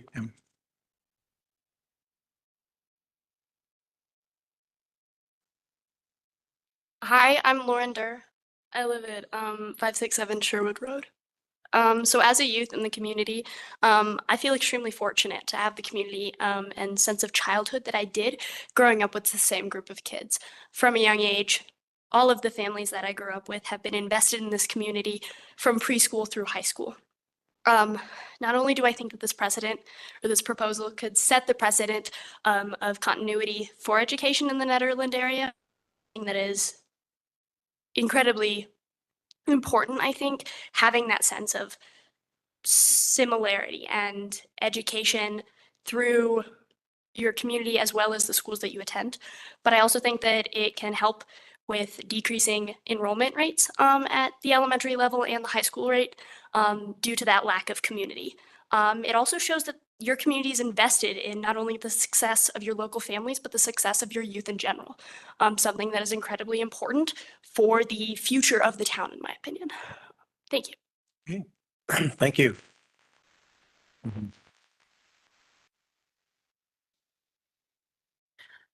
Hi, my name is Trinity Wells. I live 5 Skyview Drive North. I have 4 kids. I've lived here for 7 years. I have 4 kids. They're 5, 3, and then twins that are 1. Just lost childcare for the 1-year-old. So if there's anyone looking to take care of 2 1-year-olds, 2 18-month-olds, I think we've secured something, thankfully, but I've had to hustle.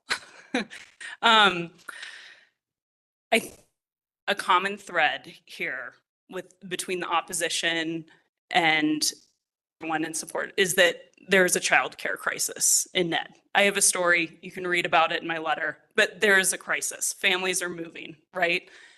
The time is now. And please, please help us move forward with the Teens Inc. proposal. I think that Stephen has outlined the most efficient pathway to get to childcare options that are viable in Nederland. And we need to do it before we lose more families. I got up here for the Board of Trustees meeting a month ago and I said, I'm in a good situation now because I've got childcare for all my kids, and then now the update, right, is that the twins lost their childcare. And of course our first thought was like, geez, what do we do? Do we move to Mexico? We just went on vacation to Mexico and had the most consistent childcare ever. So, but that is like where our mind is going, right? Because it's so hard and we have done it so many times. Just this hustle and scramble to find childcare. So let's provide childcare for families and let's keep families in Ned. Thank you. Thank you. All right. Hi, my name is Diana Underhill and I live at 175 Hummer Drive. I'm also a business owner here in Nederland and I wanted to speak from that perspective. I sent a letter in today, but my business has been impacted by the lack of childcare.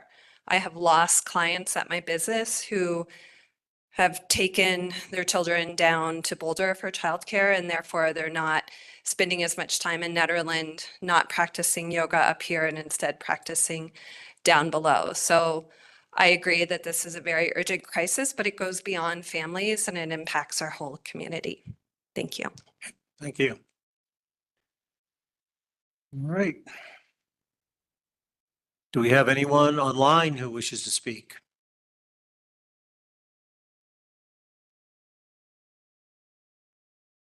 Okay.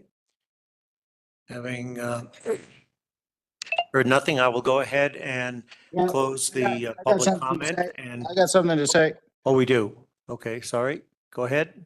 Name and address. Yeah, Trevor Nelson, 221 Nightshade Drive.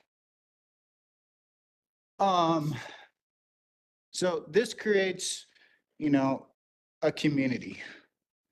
Without schools and without places for children to be educated, you don't have a community. So pretty important that we have this.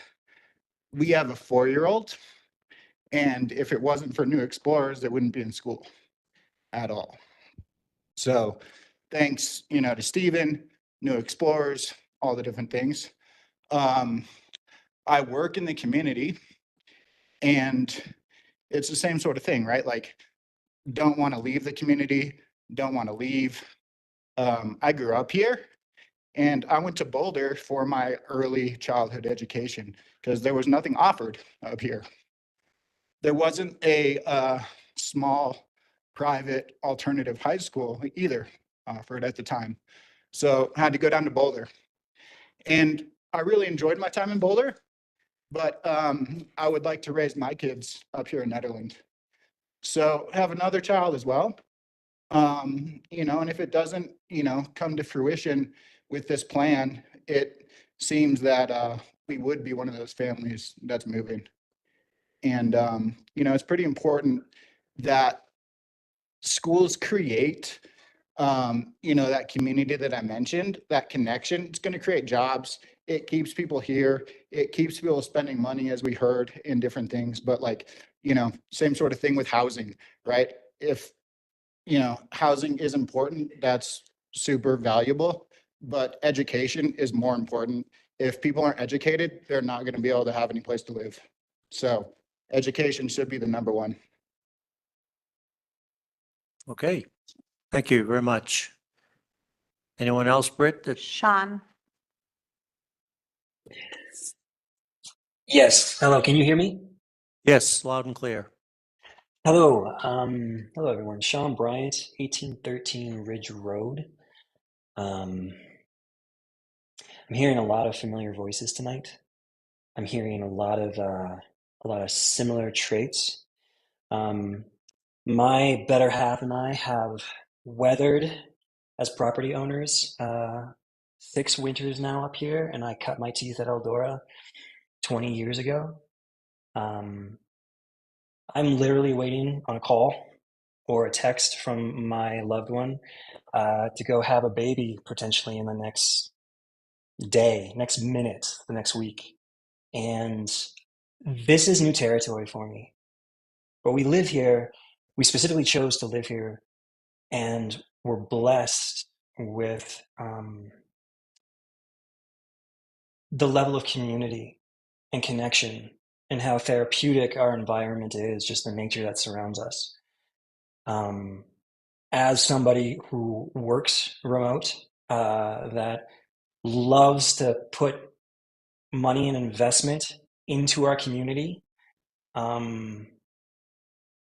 and again, this being new territory for me, there is a red flag here for me. And I would love to see a balance. And for this, I can hear it in people's voices. There is a struggle here. There is a heavy concern. and it's not to be taken lightly.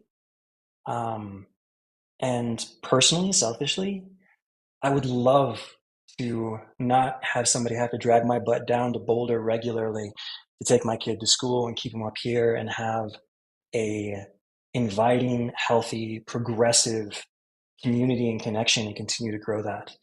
And I'll stop there. And again, thank you for bringing this to my attention, because this is not something to take lightly moving forward. All right, I'm off my soapbox. Thank you. Okay, thank you. Thank you very much. Anyone else? Online? Okay, if not, I will go ahead and close the public comment section. I want to thank everybody for showing up and their comments, and particularly the letters, emails that have been sent in. It's all part of the record. We've spent the last week reading them all. And thank you for bringing up those points. I'm now going to bring it back to the Planning Commission members, and we will go around. And I would like to ask everyone to try to focus on the SRU criteria and conditions, which is really what we're voting on tonight.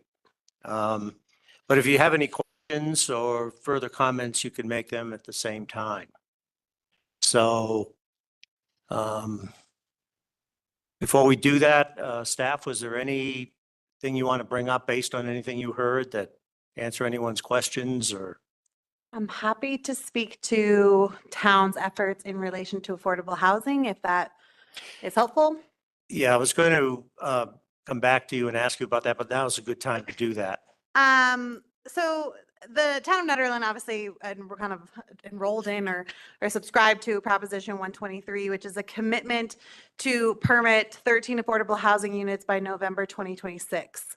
The repercussions of not doing so is that we lose the ability to apply for funding for one entire year related to a lot of housing grants. So it's a very serious commitment that the town made. The town also recently completed our housing needs assessment.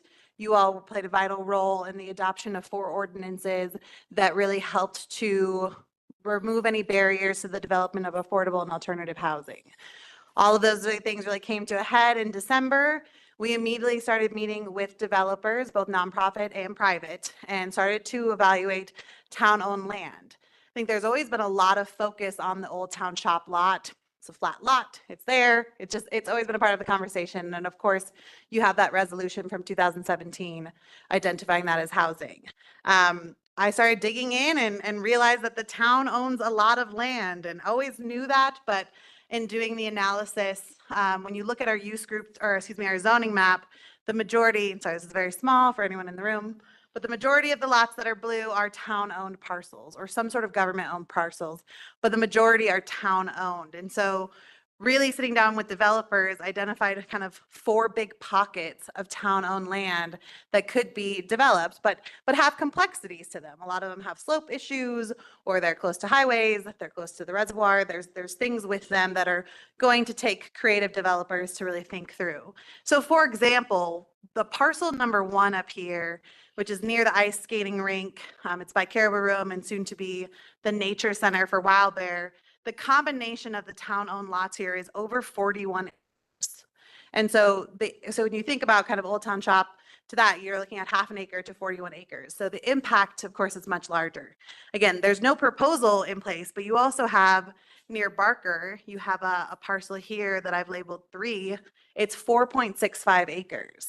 And then you have in the Old Town area, kind of some pocket parks that could also be developed. And so in working with public-private partnerships, because there are no setbacks in public zone lots, really maximizing these. And of course, being mindful of characteristics of neighborhoods, the desires of Nederland. No one's interested in huge apartment complexes, but through kind of a combination of all the town lots, there is an ability to continue that and conversation, that it can be childcare and housing. And I do believe as staff that we need to continue to evaluate both. And so just because Stephen came forward and said, I want to talk childcare, didn't put a stop to really the intention and the focus the town is taking to developing, and also really strong partnerships with Gilpin and trying to see, Gilpin is also looking at housing and recognizing that as communities, we have a responsibility to our larger peak to peak. Yes, of course, Nederland is a small jurisdiction, but we've always served as a hub to support one another. And so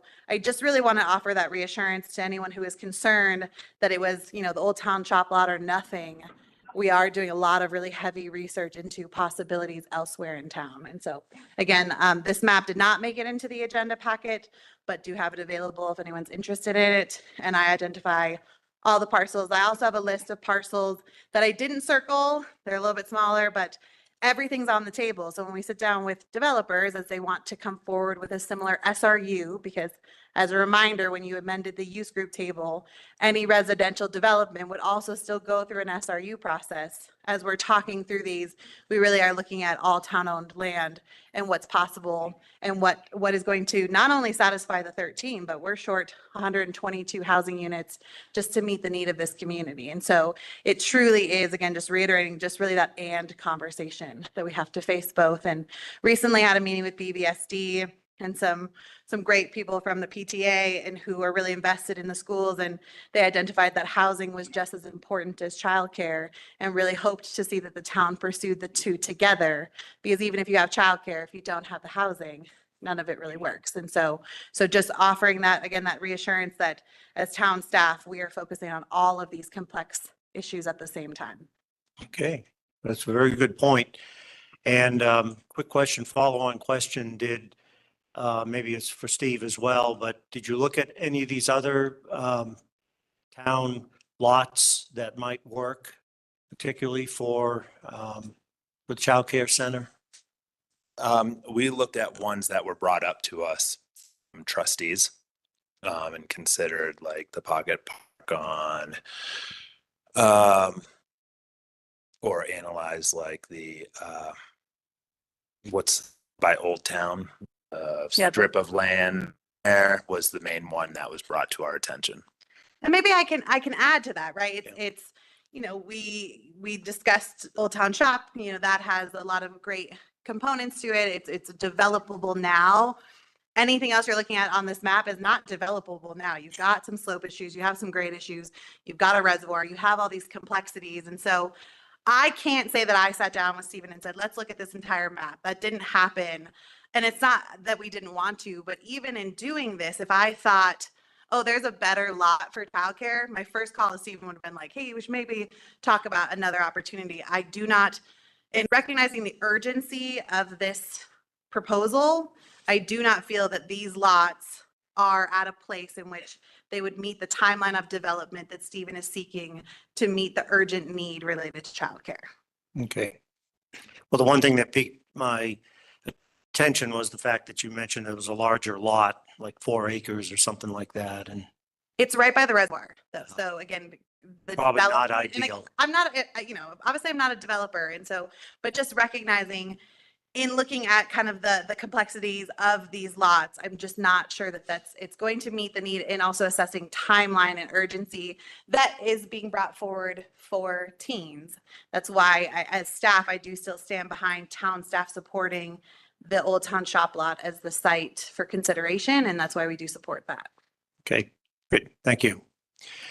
All right, well, let's start online. Stephanie, would you like to go first? Sure, thanks.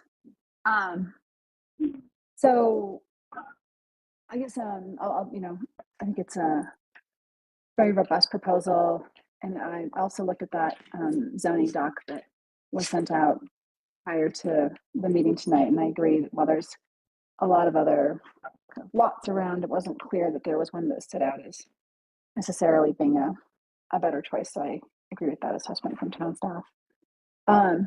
The one point I thought that deserved additional discussion among the Planning Commission was one that Christopher Larson brought up, which was the the issue around either the any kind of compensation that the town might be trying to look at, given that this is a very extended lease.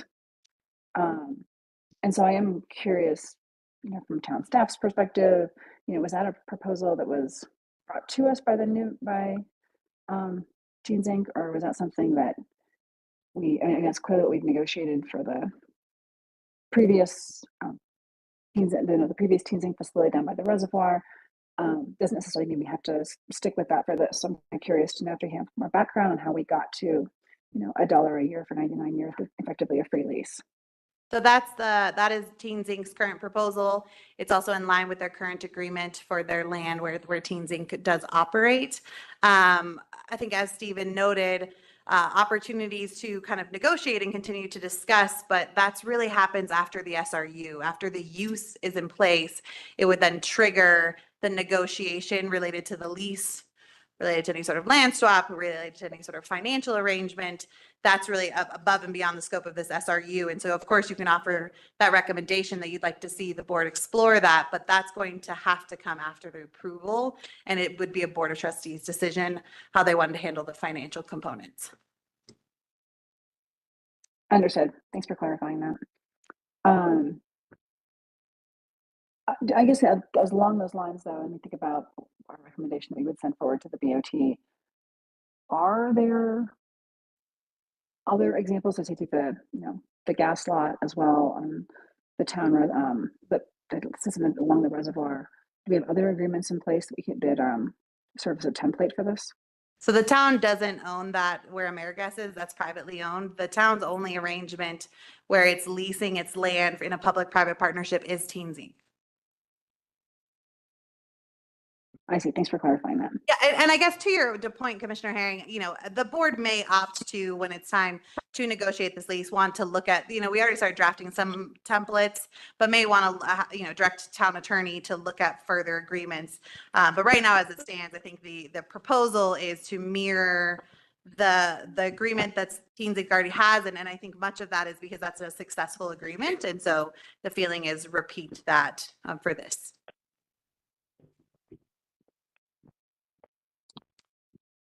Thanks. And the other question, I guess this was a suggestion as well, is that, in that vicinity, it is primarily dirt road with no sidewalk. Would there, as part of this, be any consideration for some kind of cost sharing for infrastructure improvements in that area? In particular, sidewalks, which seem to make sense for a school area, and or some kind of paving for the increased amount of traffic that would be coming through. And a lot of it, like Trevor spoke, Sean spoke.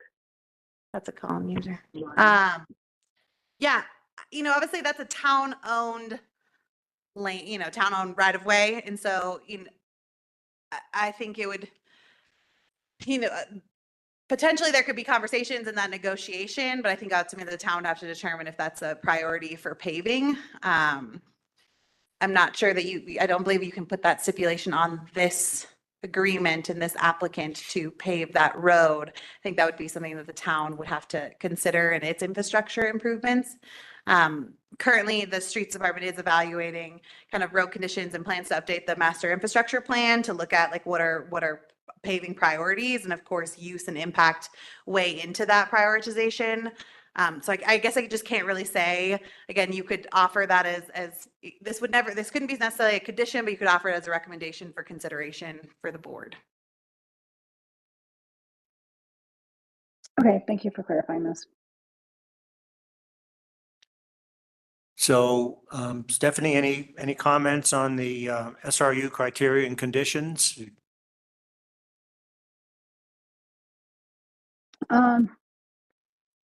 No, not at this time. I think that, if the proposal is one that I certainly support, I think that this is, a critical need in the community. Luckily, my kids got through all of this when we were still, little there and transitioned over to New Explorers. So, but it is, I fully appreciate the commentary and I'm very aware of all the struggles families face in this. I do think it has very long-lasting impacts on the community and a potentially huge benefit to the overall kind of structure and sense of community that I think we're trying to build in Nederland. So generally a huge supporter. Okay, thank you. Commissioner Rivera, comments? Yes, I'm definitely, based on all the feedback I heard and kind of weighing the people who are pro and people who are opposed, um, I feel like while affordable housing is important and needed, I think there's just a lot of feedback, a lot of real information about people who either are having to move away or have moved away. I've also had some personal experiences with neighbors who have had to move away due to lack of childcare. I have a 2-year-old. It was very difficult finding childcare. We lucked out, right place, right time, I guess, when we were looking. I feel like long term, childcare will lead to more stability and more investment in the community through people staying. So I understand some people's concerns about the lease rate, but I think it's pretty standard kind of public-private partnership. I think as far as like the consideration of the application, the things that I'm concerned about are the RV park, proximity to the RV park. I'm not a huge fan of kind of transient people coming in and out of town right next to a child care facility. It's not great. I think I would like to hear Teens Inc. Consider or propose some sort of security or some sort of solutions to security. I know that like the elementary school has pretty good, cautious processes in place as a elementary school would. Teens Inc. I feel like is a little bit more open. It's a little bit more, kind of you can kind of come and go, at least in my experience. So I don't know. I'd like to see some sort of plan or information or process around how they'll kind of handle security for a child care facility in that location. The other thing I think we could consider or look at with it being in a neighborhood is some sort of natural or fence barriers on the south and west sides.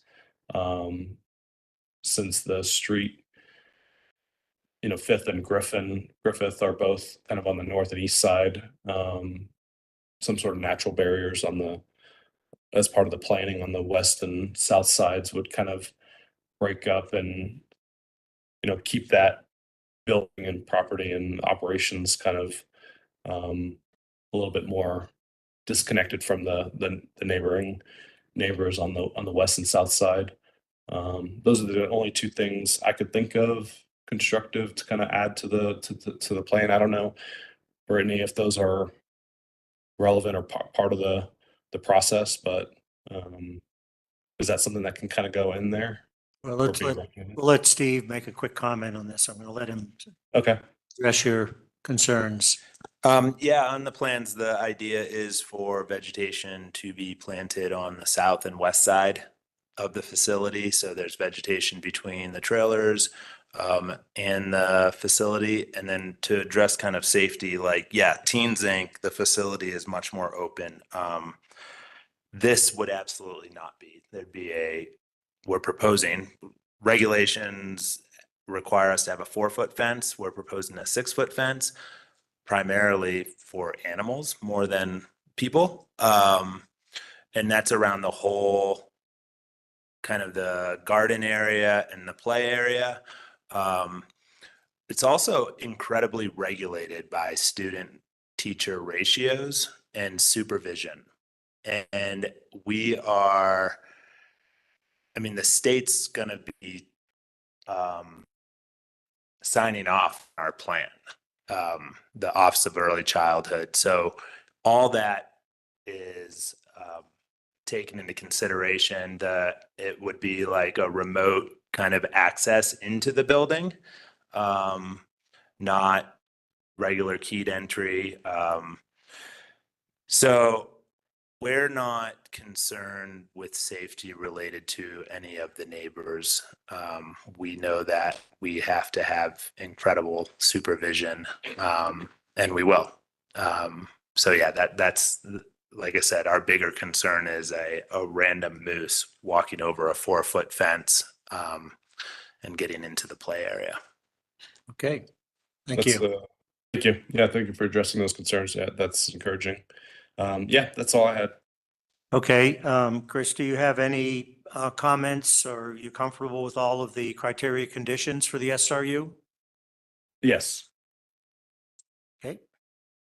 Okay, moving on, Commissioner Duggan. Yeah, I mean, the plan, the conditions of the SRU and everything I don't think could be any better. My only hang up, and if it weren't for this, I mean, this would be a no-brainer for me. I really get the absolute need, for this that we have in the community. But just the resolution from just a few years ago, the town earmarking this parcel for affordable housing, which is still, an equivalent sort of emergency need. And I just feel the need to advocate for that, as well as echoing what Chris Larson spoke about a bit too, just kind of the basic sentiment that, I think at a basic level, there's a lot more opportunity out there for a child care facility, maybe not to this extent, maybe something smaller, but at least something meeting that need at some level. There's the pool of parcels and facilities out there for that are a lot greater than the pool of parcels that can accommodate, a multifamily affordable housing complex. So, yeah, without repeating everything everybody else has said, those are kind of my two big hurdles to approving it. But beyond that, I mean, it's just a no-brainer. So it's kind of pains me for sure to, be pushing back a little bit, but that's where I am at. Is there any conditions you might want to think about putting into a motion later on? No, like I said, I mean, it's just the whole concept is, I don't think you could ask for anything better. I mean, it's super well planned out. I have no concern whatsoever with Steve and the organization being able to execute on all of this stuff in a timely manner. So there's no concern there. It's just, again, just super back to basics, where we're changing our mind over, what we determine this land to be used for, and what we've told the neighbors and the community for years what we're going to use this for, and then we're changing our mind. So Okay, and you're good on the SRU criterion conditions? yeah, yep. And again, like, if this all goes through, believe me, I'm not going to lose any sleep. I think it's awesome if this goes through as well. But again, I'm just advocating for the fact that we as a town, only just a handful of years ago, earmarked this parcel with intent to keep this for housing. So. Okay, thank you. Commissioner Dye. It's Commissioner Dye. I have a bunch of thoughts. It's an amazing proposal. The turnout tonight is incredible. I hear the need. I see the need. Also want to commend everybody voicing support for being overwhelmingly positive. Like, that's rare. I haven't been on the commission for that long, but that was beautiful. The need is obvious.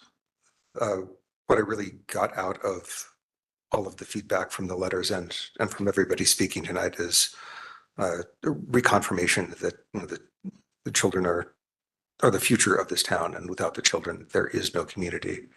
I was fortunate enough to grow up in a house where I had a elementary childhood education. I have friends from when I was like 3 years old. I know the value of that. and to have it up here is just amazing. It's incredible to support families and businesses now, based on what people said tonight, understand how, even indirectly, of a family that doesn't go to a business in town because they have to stay home, take care of their kids. I hear that.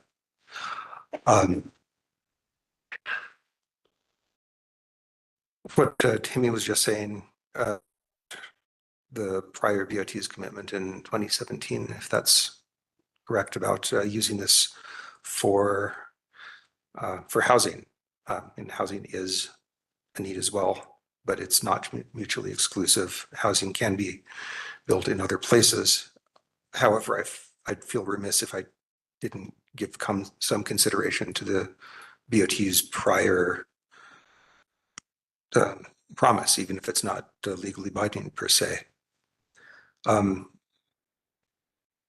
this is a public asset that, for all intents and purposes, will be given for Tings Inc. So if I was a billionaire and I owned that land, you would have it. That's not the position, unfortunately, that I'm in. And so I did a tally of everybody that voiced their opinions in support and opposition. I didn't have time to go through all of the letters, but tonight 3 people spoke in opposition, 2 of whom are in-town residents. The others have other community ties. And 1, 2, 3, 4, 5, 6, 7, 8, 9, 10, 11, 12, 13, 14, 15, 16, 23 people from the community spoke out in support of it. 16 of whom were in town within the borders residents. I think that says a lot.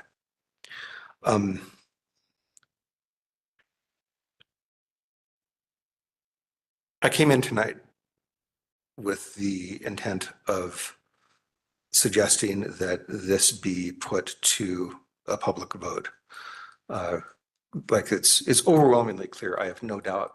Well, I guess I wouldn't even bring it up right now if I had some doubt that it would possibly be denied, but it would seem incredibly unlikely that if this was put on the April ballot, that it would not pass. But so this leads to a question for you, Stephen, is like, so you'd mentioned a March deadline that is approaching rather rapidly. So if we were, and I'm not saying that I do, want to put it to the public vote, would that present a challenge for you in terms of funding or other? That would Yeah, potentially give a pretty severe delay. understood. For sure. Okay. Could you say a little bit more about that? Yeah, it's the funding deadlines for the congressional spending. Okay. We're kind of in our early conversations with the offices, and that's the first deadline for application for consideration. Okay. So it's then or, next March. So it would be potentially, and that's a important one to be on the radar and get in front of, and there is some precedent that they supported that in the past. Okay. So I think we have a very compelling argument with them. Okay. Okay. Thank you. Just a slight follow-up question. So if it were to be delayed until April, would that be like you need to scrap the project or delay it next year? Well, there'd be a couple questions. One, I'd have to know if our board of directors wants to be in a voting situation. Okay. 2. And I wouldn't say it scraps the project, but I don't know. Again, that's a whole new thing for our board of directors to think if we want to be involved in going to the electorate to more than we have already put ourselves out to go through in the SRU process. Okay. Yep. Great. Thank you. Yep. Mike, do you have any comments on the criteria conditions of the SRU?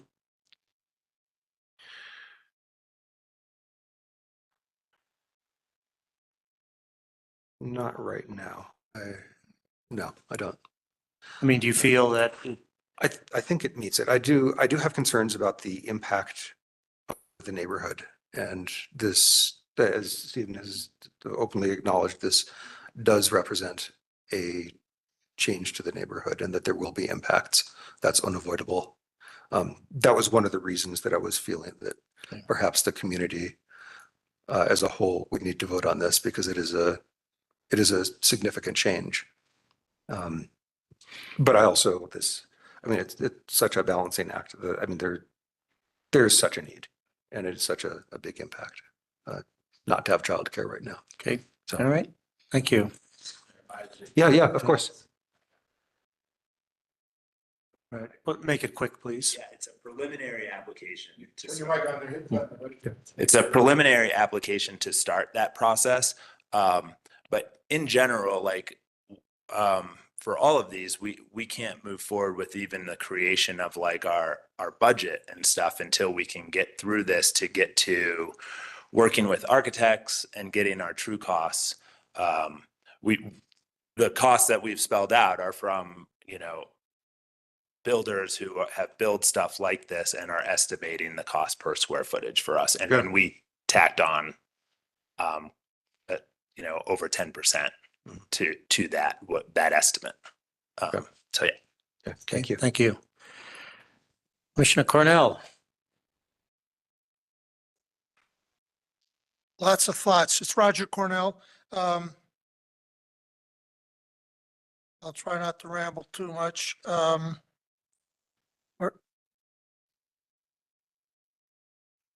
I feel like Mike, I should actually maybe just address a few of your comments too, I think. There is an impact, but it's also a neighborhood that for many years, it was an industrial site. Right there, that lot. There's a firehouse a couple 100 feet away, which, pretty much whatever you want to call that use. There's a trailer park. So it's not like, it sort of is borderline into a little bit of a transition neighborhood where not one specific use fits for that neighborhood. So, I mean, whether it's good or bad, I'm just describing the neighborhood.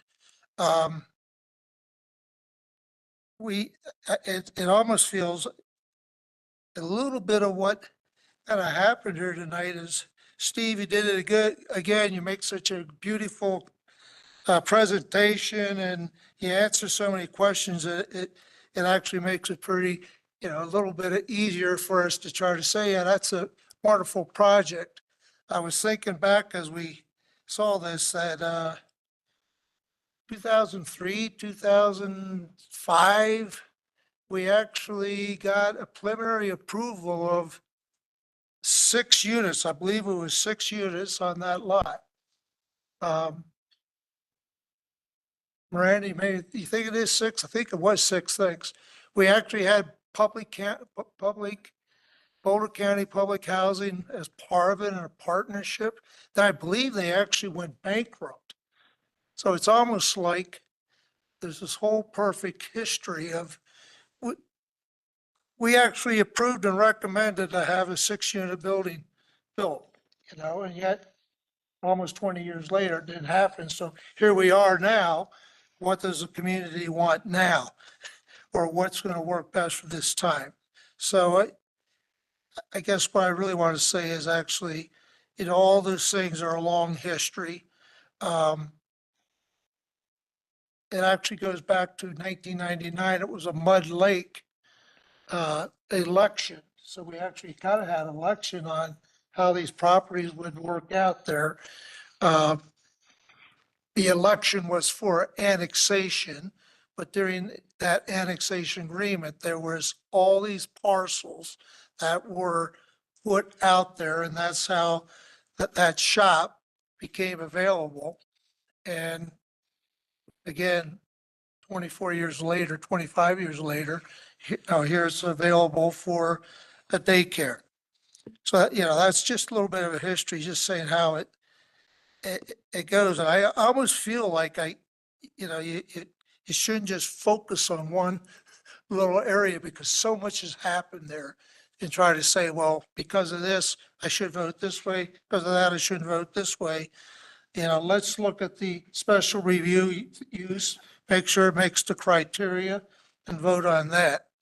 So that's my little sermonette, I guess.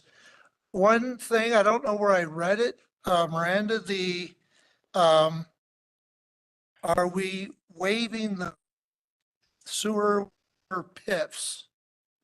Is No. that any part of the project? I mean, obviously, the applicant can ask the Board of Trustees at a later date to waive those, but currently that is not what That's is, not on a that's not, proposal. yeah. So it's a one, right now, there's a proposal or a talk of, you just, 99 lease, 99-year lease. Correct. Okay. But we could make that a part of the conditions that we recommend they don't waive. It's not it's not a condition you could, Not because even the that. Board of Trustees in the municipal code has they are the ones who will maintain that authority. I mean, I guess you could, again, make it a recommendation, but not a condition, because they're the ones with the ultimate Right. authority Okay. under a separate code. Well, yeah, as part of our discussion that, and I swear wherever that came up, or maybe it was talked about, or maybe it was even the original proposal for, the high school, this school down there, I don't know. But that was the only real fiscal issue that I had, that, if that was true, then, there's a certain part of the community that's getting an advantage when we're, definitely in hock with our water and sewer, or our, our taxes are going for, and we have this huge project of trying to take care of water and sewer in Big Springs. Just really quick, Commissioner Cornell, it's in a public comment, but nowhere in the town staff's report or the application narrative do either parties talk about PIF fees, but a public member operated off an assumption that would be the case and reference it in a public comment. Well, thank you. So I'm going to just let that go then. That was part of my discussion, but then Mine as well. that'll be, something which is appropriate with the Board of Trustees if that would should come up. So conditions, I would like to see a condition that we would work with the neighbors, and you certainly address that, Stephen, that the drop off, the in and out, the egress, the drop off for the children, that that you would actually have a plan for the Board of Trustees going forward on how that would look. The outside play area impact, which we talked about, and you mentioned the security fences. And I also would like that you would think about in your proposal, and I'm totally unprepared to say what should the hours be, but there would be some defined hours so that anything you could do to work with the neighbors to, help make it consistent so they would understand what was going to happen, how it was going to happen. I think that would be a big plus. And I know you, and I know that's exactly what you would hope to do. So if those are actually conditions, but really would be the egress, drop off, and the security fences would be three things that, I feel like we should put as a condition. And I think that was really it. And I really do think it actually, as far as the special review use, it is a use, not do we like something or not like something. It does meet the criteria that was spelled out in the proposal for section 1655, the approved criteria. Okay, good. Thank you. Commissioner Glasser? Most of what I was going to say, Roger, thank you. But one of the questions I had is the building going to be used solely for daycare? There'll be no other purpose for it. Go ahead. Was right there. Yeah, per the licensing requirements, it needs to be solely for daycare or an early childhood education, infant, toddler, preschool, school age care. And working with the neighbors, is that going to be an ongoing process? Because I would like to personally just see a commitment on both sides as to make it a workable agreement. I live next to school basically my whole life, so I know what it's like to live next to a school, and I never had any complaints with it personally. So Welcome the opportunity. I Yes. think the Like to- opportunity exists because it is a good working relationship, a school and a neighborhood. I know the compensation has been an issue with many folks from what the town actually gains from this, money-wise, financially. Obviously, it's gaining a lot by having childcare and it's enriching the community. I think you had a good presentation, but I think there's things that still need obviously to be worked out. I appreciate what you did. There's one regarding use. I will say that the idea in our plans right now, whether it materializes this way or not, is to have a commercial kitchen. That way we are able to provide meals to the families. There has been floated that maybe that if there's a need that can be rented out on a weekend in an off hour for if someone needed to a commercial kitchen for their bedroom, whatever, home, help me out. Like if someone needed it, you know what I Cottage mean? industry. Yes, cottage industry. Thank you. But yeah, that's the only other use that has been brought up at all, as much as a service to the community, but also it does help subsidize the care that we're giving for people who need the care. That's the only other use. And whether we do that or not, that would be one car. If it happened, it would be one car a weekend going in, using the commercial kitchen and leaving.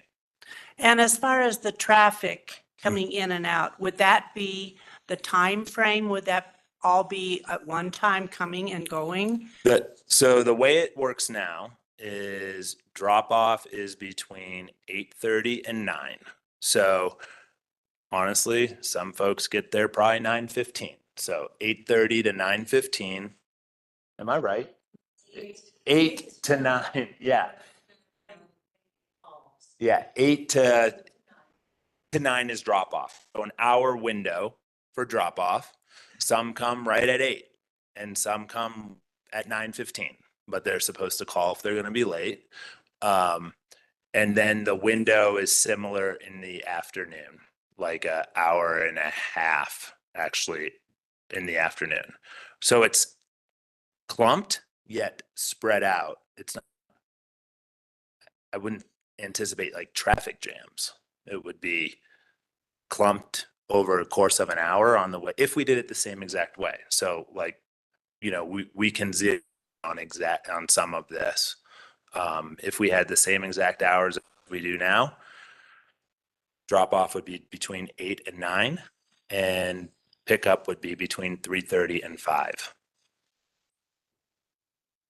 I think most of the other comments everyone made, so if I think of something, I will get back.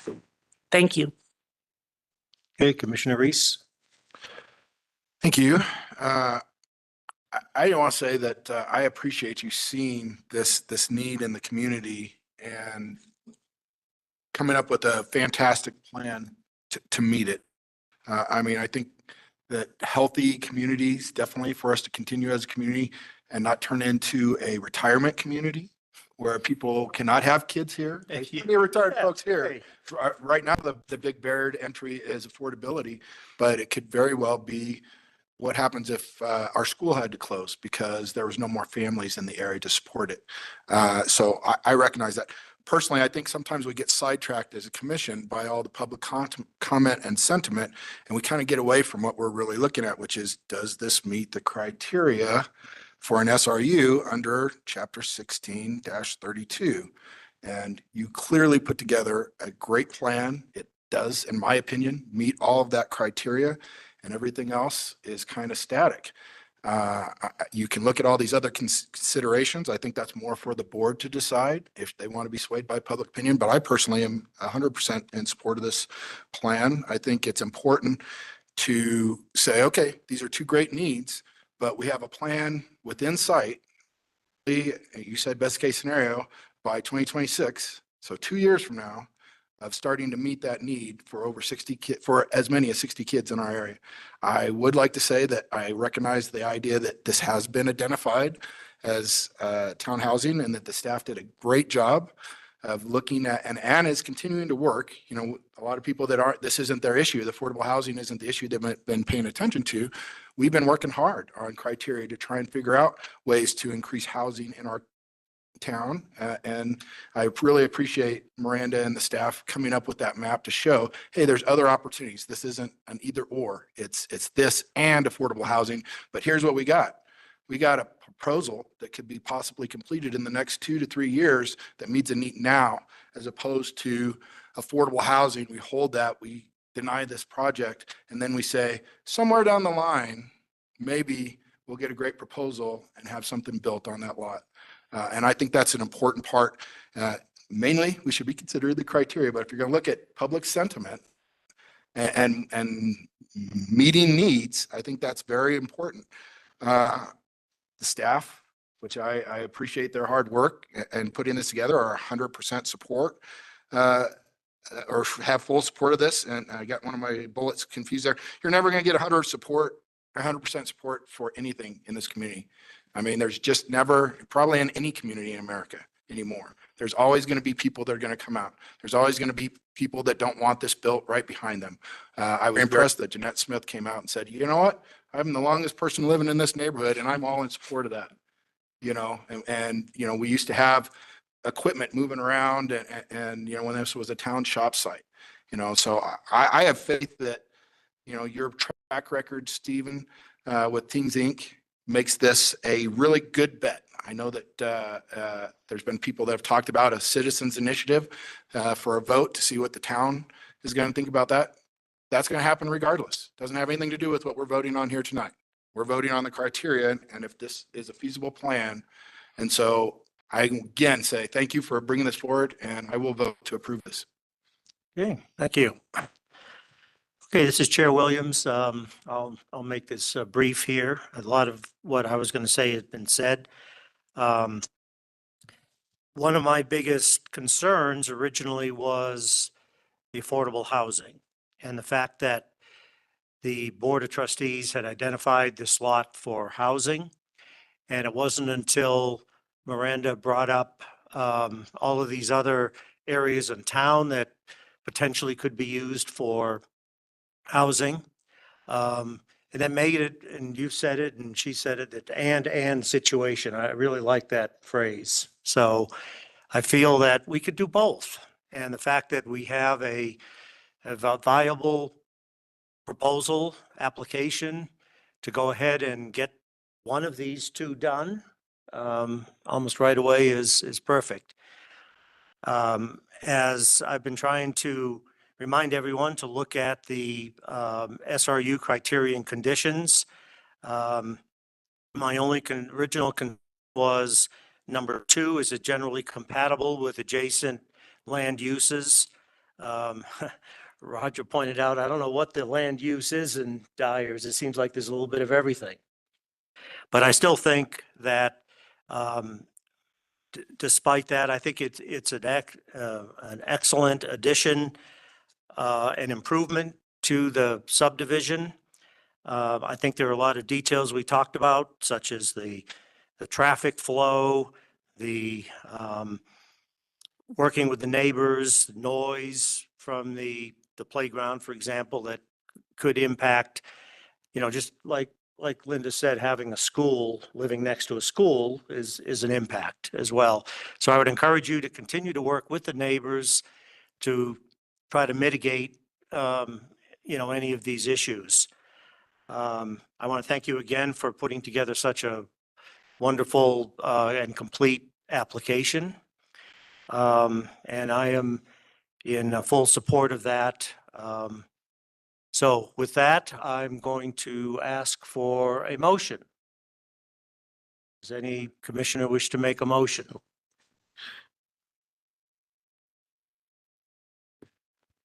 Should we even consider the conditions, or do you think? Well, that no, I want to, the hearing that was enough brought out to what they would do for their conditions?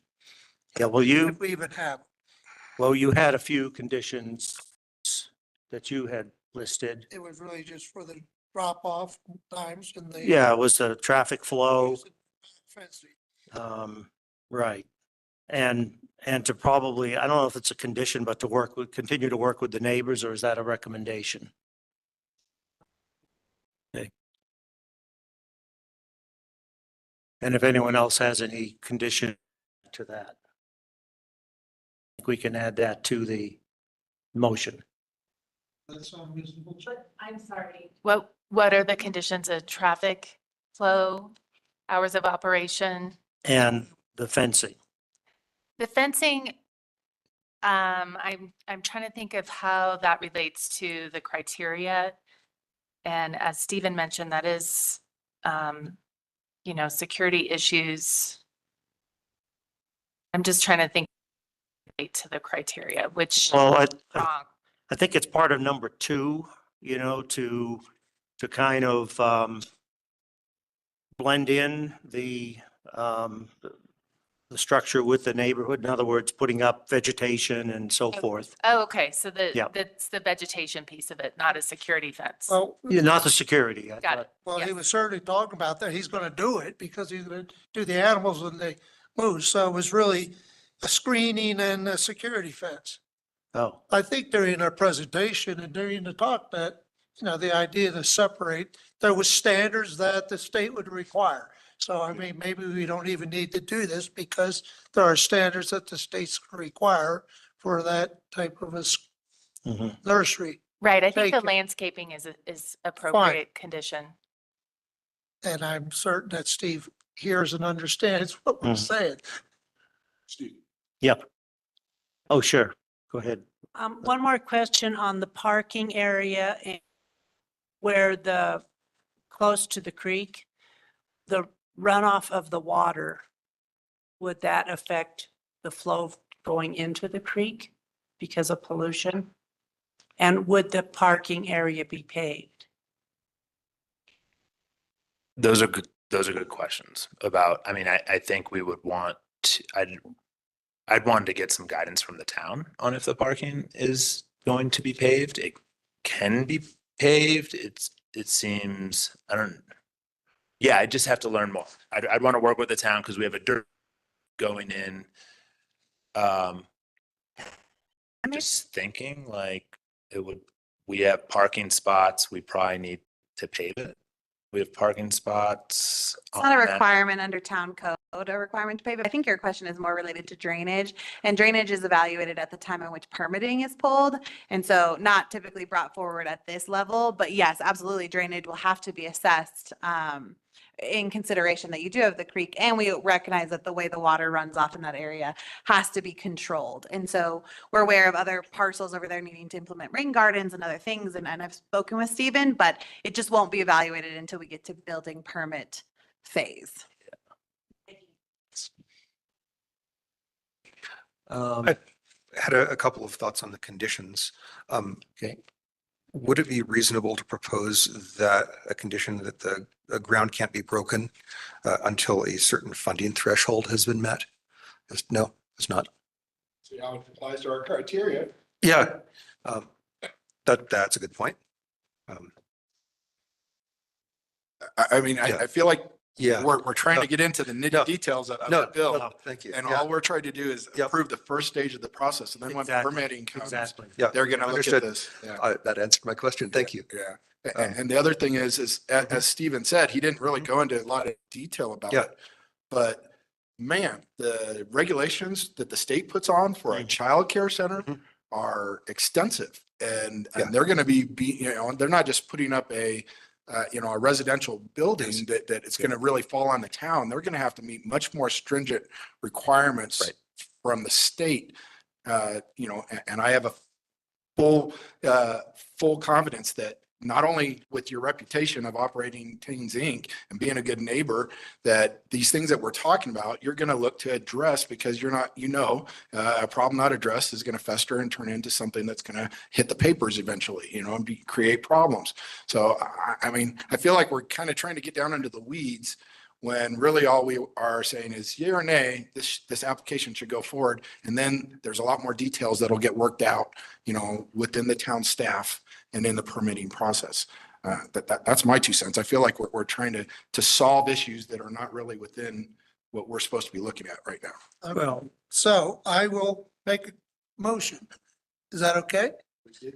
I would make a motion that we'd recommend approval to the Board of Trustees of the special review use application related to child care facility at 750 West Fifth Street. Legal description lots 1 to 5, blocks 5 Dyers, because it meets the special review use code of 1655 and 1650, 52 and 55. It meets all the conditions for approval. So no, you don't want to put additional, We've had that in our discussions, and staff will have them. And I think it needs to be in the motion in order to does it, carry weight. Is that not true? All right, the 2 things that we had, we ended up with just the drop-off pickup traffic so traffic outside flow, and the screening of the area, and probably noise mitigation, which is which part of would the be noise vegetation. mitigation. Yeah. Those 3. Just reworded, we gave them directions and approval of that special review. So the conditions are the traffic flow, For drop-off pickup, hours of operation, and noise mitigation, screening, noise mitigation. screening and noise mitigation, correct. I believe Commissioner Reese had also mentioned, I'm not sure if it was intended as a condition, but for the BOT to examine whether compensation is at an appropriate level for this. Is that also into? I'm not going to ask for that to be part of a We condition. have a motion, we have a motion on Yeah. the table, so if there should be a friendly amendment, if that's what you want to do, but there is a motion on the Yeah, table. there's a motion.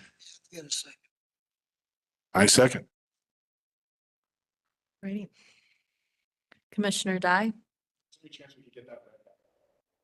Whatever that motion's gonna end up being. I can do it. sure. There's a motion to approve the SRU application for Teens Inc. with the following conditions, that the proposal include the traffic flow for drop-off and pickup hours of operation, and the noise and mitigating plan.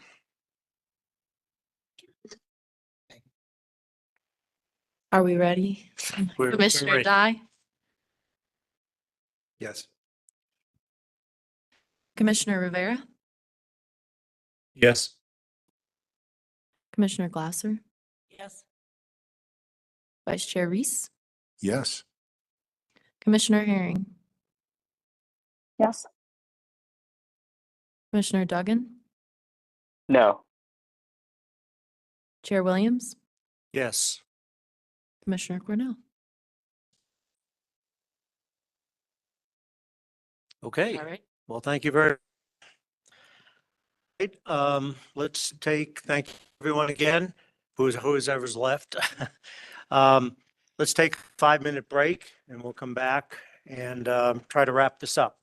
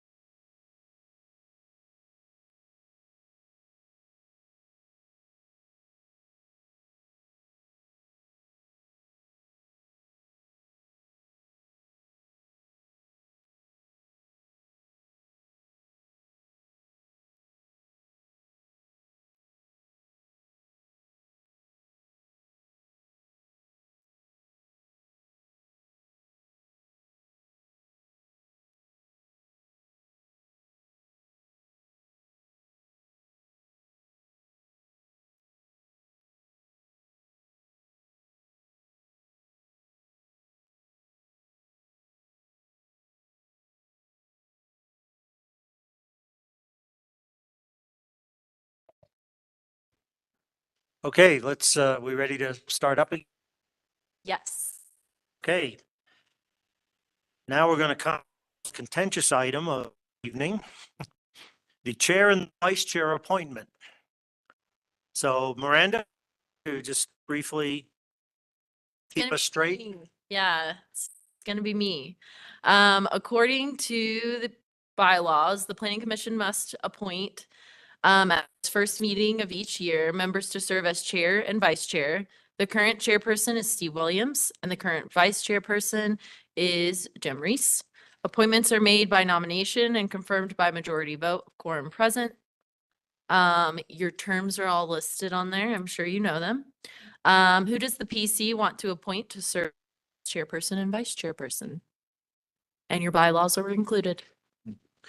I nominate Steve Williams to be chairman for another year. Second. And I will nominate for another year. Second. Can I say all in favor for both? Is that allowed or no? Yeah. Go through. Okay. Commissioner Herring? Oh, Is it yes. clear as to what Nope. people are voting on? Are they voting on both or one at the time, one at a time? can, Can a motion I be think made together? last year we did it both together. Then that's fine. I just want to Yep. make sure everybody's. Yeah. does anyone else have interest or anyone they'd like to vote for? It looks like Linda Glosser. Nominate another one. Okay. Do we want to redo the motion? Going to withdraw the motion. Just as long as it's clear, so maybe Chair Williams, if what the motion is. Okay. The motion for us is to appoint Commissioner Williams as Commissioner Reed as vice chair for the next year. Okay. Commissioner Herring? Yes. Commissioner Cornell? Chair Williams? Yes, I should abstain. Commissioner Duggan? Yes. Commissioner Dye? Yes. Commissioner Glasser? Yes. Commissioner Rivera? Is he there? Is he muted? He's there. Commissioner Rivera? Okay. Yes. Vice Chair. Oh, there we go. Ah, Vice nice. Chair Reese? I abstain. Alrighty. I voted for you. Okay, thank you. Oh, and the quick question I had was, do we do anything with the bylaws? Do we have to approve those for another year or just Those just carry forward. they until just you carry want to forward amend. until they're amended? Yep. Correct? Yep. Okay. All right, so that completes our action items for this evening. Let's move on to a discussion item. We have a PUD code change request. Chair Williams, would it be okay if Ron Mitchell, who's the applicant here, sits in his chair so he can hear from the speaker and then can just speak into one of the microphones for Ab- his presentation? Absolutely. We Right. did that before and Okay. it worked quite well, didn't it, Ron? Yep, perfect. And I'm ready to do this. So the discussion item about a plan to develop a code change request. So Ron Mitchell, who is the representative for Nederland Central Business District Redevelopment LLC, is requesting that the town amend under Article 10 of Chapter 16 to allow a variance to the PUD process. Specifically, what he's looking for is for code language to be added that allows a variance to skip the preliminary PUD hearing and go straight to final. He does have a letter attached that does outline specifically why. Just kind of for clarification, the reason this request is really coming for you is under Nederland Municipal Code 16251 and 16252. 16251 does say that from time to time, an applicant or person of interest can come before the Planning Commission to request an amend, supplement, or repeal of regulations or provisions of Chapter 16. They would do so through an application, which the applicant has done, and indicate really the specific amendment that they're requesting, the reason for that amendment, and any other information the applicant wants to provide. So again, that is in the letter that brought to the packet. Staff, we understand Mr. Mitchell's kind of feelings about the PUD process. We recognize that it is long and intensive. We also see that there's value in always having a variance process. When you amended your subdivision code, chapter 17, you have a whole section in there that's specific to variances. That's in 17-111 that allows an applicant to seek a variance to the process. We feel the reason that you wouldn't allow a variance process to the PUD. And just for clarification, allowing a variance doesn't mean you're giving Mr. Mitchell a variance. It just means you're opening up for that consideration of a variance to the process. However, we also do recognize that the PUD code it needs some support. It needs some help. I think one of the challenges we do see and understand with what Mitchell is saying is that the evaluating criteria for a preliminary PUD is very similar to a final PUD. And even at final PUD, you may not be looking, it may not capture all of the criteria that the planning commission or BOT feels is necessary to feel comfortable and confident in approving the PUD process. And so one consideration you could have is, town staff obviously working with SE groups, since they're going to offer zoning code recommendations anyways as a part of the comp plan, that we work on starting to amend just the full chapter 16 and look at a repeal and replace. And in that chapter 16 would have a variance process, but we would also have cleaner regulations regarding the PUD. So something for you to consider tonight, though, because this is a discussion. We're looking for guidance on how you feel we should proceed. Some options could be to work with the town attorney to draft that amendment to the current chapter 16 to allow for the variance, to recommend that the BOT kind of give the green light to work on starting to revise chapter 16, the PUD component for a full repeal and replace. Or recommend denial of the applicant's request. So I'm happy to go ahead and turn it over to Ron to outline kind of specifically why he's asking for this. Well, the process entails a lot of work and a lot of expense. And to get it done, most likely even for final, is probably going to take 2 or 3 meetings, maybe more.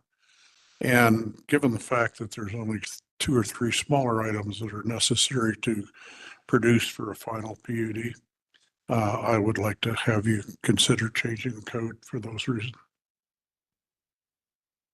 Okay, thank you.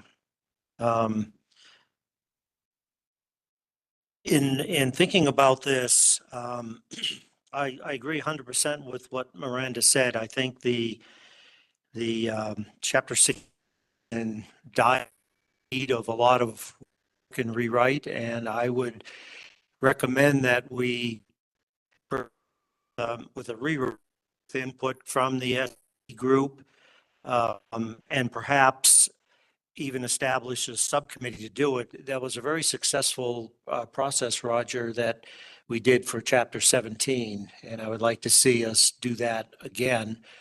And that way we sort of kill 2 birds with 1 stone. We fix the code as well as make sure that we had that option for variance included. So that would be my recommendation, but I'd like to hear from other commissioners as to proceed. And maybe I can just offer a quick comment. Obviously chapter 16 would be a pretty heavy undertaking. So specifically really looking at just the PUD section at this time, because, chapter 16 has use group and yard and bulk and a lot of other sections that need more time. And so I think, if you were to offer that recommendation, we'd really just be looking at that plan unit development section. Well, we could do that first, right? At the, Okay, and sure. with future opportunities, because yes, land use code as a whole needs some work really under this kind of request, taking I mean, it's our all first kind look. of intertwined too, so. Yeah, so our first effort would be very focused on the PUD code. But I want to make sure we don't create code that is not consistent within itself. Yes.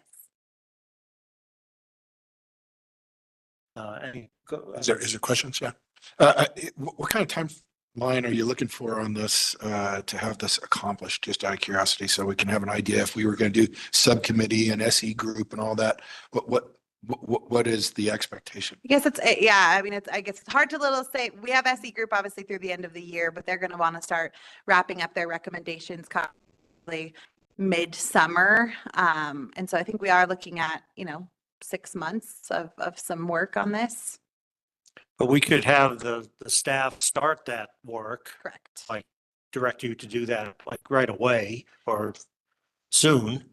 Yes, And because then- SE Group isn't rewriting the code for us. They're just going to offer recommendations. So we can start to work through some of the code rewrites. And the Department of Local Affairs has pulled together like a template land use code that is really robust, that can start to guide us through the PUD. And so I think, we want to be mindful of recognizing that there are applications out there, and could just let SE prioritize this, and they may be able to offer those recommendations sooner than later, so we can finalize that and bring it back for your consideration. Correct. The SE Group is doing the comprehensive plan. The mic. And we're just Article 6. Yeah, I don't know why I said 10 earlier. Article 6, yes. Always work. Is that something that staff could come up with, at least an initial list of recommendations to bring that back to the planning commission for us to, direction, or do we need to do a committee to do that? No. I mean, I know it's worked well, but we would be fine to do the work and bring it back for full board discussion at meetings in which you can accommodate that. I think the subdivision code went well, but again, it's really up to you if you feel like there's value. I do think the DOLA resource, though, is something we didn't have when we were doing the subdivision code, and now we have this incredible asset in that DOLA has prepared a lot of land use code language for us to really kind of start off of. Okay. I mean, I think that you would want a subcommittee if you were doing all of chapter 16, Yeah, definitely. but for the PUD process, I think that's probably a good plan to just proceed, and maybe we can get it done sooner than later. Sure. Yeah, well, I would like to just, see what they give us a draft to see what, Yep. Let's all look at it. See what changes would be. Miranda, I know that the staff is severely underworked and has all kinds of time available since you're volunteering to put this together. Can you give us a generous to the staff timeline on when you would want to return? Give yourself a little time because stuff's going to come up, I promise. We quick. Don't overpromise. Yeah, no, I mean, you've got some applications coming for you, and so I think we could bring this back for your March meeting. Seems realistic with knowing that you're going to be tied up likely next month with quite a few other things. So We're not aware of any applications in the pipeline besides the ones that have already kind of submitted, correct, Britt? So you'd bring it back discussion item? Okay. Any other comments, commissioners? Well, I don't know if we have any public left, but we should open it up to the public for any comment. Discussion. If not, we'll close the public hearing and proceed with any final comments or suggestions from commission. I fully support the staff taking the first swing at this, and if we need to get a subcommittee and do that, but I have a feeling there's going to be plenty of opportunities for people to serve on more subcommittees in the future.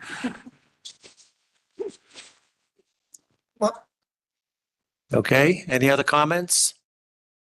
Yeah, I guess it's like seeing my baby there. But that article has been used more than any article, and we've actually done quite a few successful projects using those 4 pages. Maybe I could just offer as staff, I'm not saying that it's flawed. I think that there is an opportunity to really look at strengthening the evaluating criteria. I think I've always found it a little strange that from preliminary to final, it's just really some minor changes. And so perhaps there's a better way to streamline the process, and also just for applicants, want to be fair to applicants and to Mr. Mitchell's kind of note that, this is obviously a lengthy process. It's timely, it's costly. There are a lot of different factors for applicants. And so just making a cleaner process, I think would be helpful. And PUDs will be required for multifamily developments. And again, kind of back to our housing, it's in our best interest to really streamline this process for approval because we're going to likely see more PUDs for housing. Ron, is this, what do you think about the timeline here we're talking about? I think that's really great. That's speedy. Speed is good. Okay, so you considered now directed? I think I have a nod. I don't know if anyone online has anything, but I have a nod of 4, I think, in the room. So I feel directed unless Commissioner Duggan, Rivera, or Herring have anything else to guide us with. Nope, I'm all good with that. Okay, No, I agree. all right. Well, Yeah, so in essence, Ron, there's no acceptance of your proposal because it's going to be a larger modification, but as you know, then the variance will be incorporated into that. okay, being that it's almost 10 o'clock and our bylaws do specify that we have to make a motion to continue the meeting. I make like a motion that we continue the meeting until 10:30. 10:30. Second. Okay, this all in favor? Or is it, All- or do we have to vote individually? Aye. We always prefer Yeah. the roll call vote. Okay. It's Okay. easier for the minutes. Let's do it. Commissioner Rivera, Yes. Commissioner Duggan, Yep. Commissioner Herring, Yes. Commissioner Dye, Yes. Commissioner Cornell, Vice Chair Reese, sorry. Yes. I'm taking your job, Steve. That's- Chair Williams Yes. and Commissioner Glasser. Yes. Hey. Okay, great. Thank you. All right, let's proceed with our informational items and town staff report. All right, so putting all the staff reports in, I'll just do kind of some big highlights. Comprehensive plan, as Commissioner Cornell noted, it has kicked off. There was an open house last night. I know a few of you went. Thank you so much.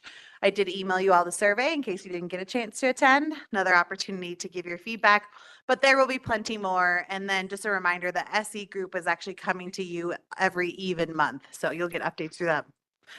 One of the big things I really want to celebrate is the broadband grant. So the town has been working with Gilpin County and Clear Creek to work on some grant funding. Town of Nederland and Gilpin teamed up for a capital project fund.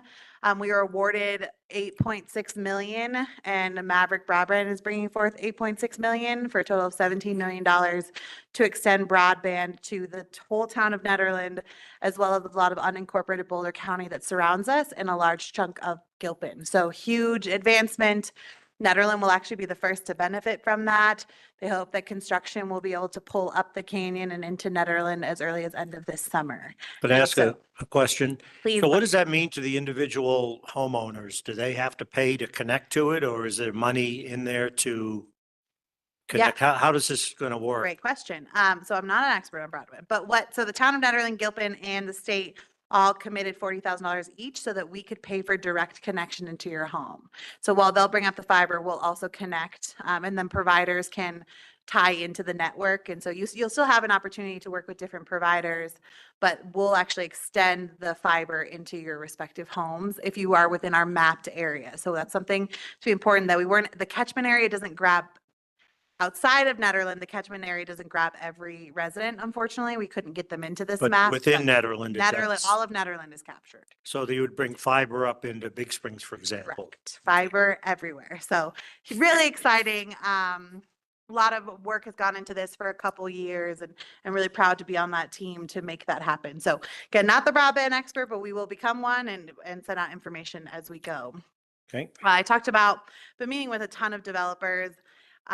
Thistle Communities is a nonprofit. I've met with 2 private, talking a lot about town-owned land and where they could develop. So these 3 entities are Thistle, Altruista, and Studio Shed are all working on proposals for the board to consider. And of course, that will come before you, any sort of housing development on public land because of the new ordinance. So a lot of work being done in the housing front. it's election time. Nomination petitions were due at 6 o'clock on Monday. Your mayoral candidates are Billy Giblin and Tom Mahold. And your trustee candidates there's 4 vacant positions and there are 7 candidates. I'm gonna try this in my head. Nicole Sterling, Jesse Severs, Riley McAllister, Aaron Ty, Chris Larson, John Stevens, and Luke Miller are your trustee candidates for the 4 positions. So elections April 2nd. There will be candidate forum sponsored by the Mountaineer. Do a question. So all those, the 7 candidates are for the 4 positions, or? Correct. Or 7 some already won't be coming up for reelection? No, so the only individuals staying on the Board of Trustees are Tanya Corvalon and Tom Mahold. Obviously, if Tom Mahold wins mayor, that creates a vacancy. But otherwise, all the rest of the trustees are currently up for reelection. Oh, okay. They do it all at once.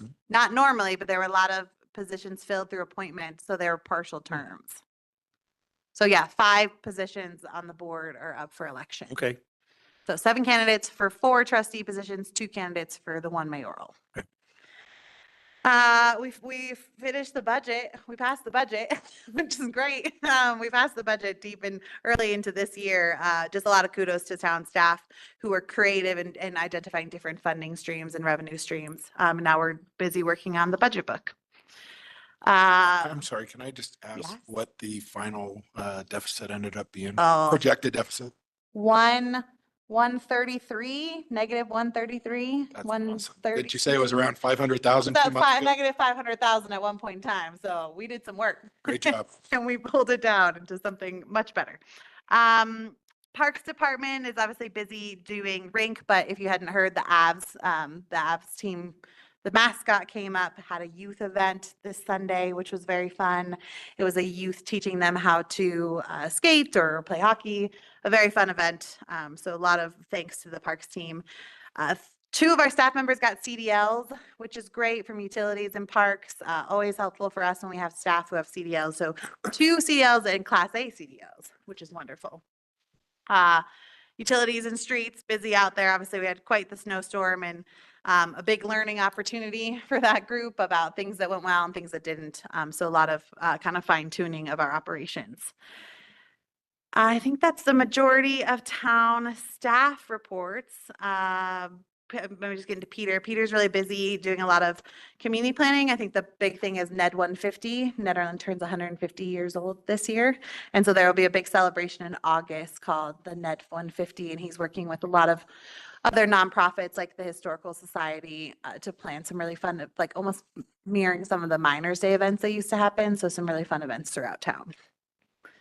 And thanks for putting in all of the individual reports into the packet, because that provides a lot more detail for those who want to read them. Yeah, some boards don't want them all, but and last thing, you should have received the Nederland Bugle. That's now a monthly e-newsletter. So if you want it monthly, sign up for our e-newsletter. Otherwise, you'll get it quarterly with your utility bill. So once all of your utility bills will come in an envelope now. It'll still be the postcard, but it'll be with the Nederland Bugle. So please open the mail because your bill is also in there. Just side note. Right. And speed through town. Don't or do, because there are officers out.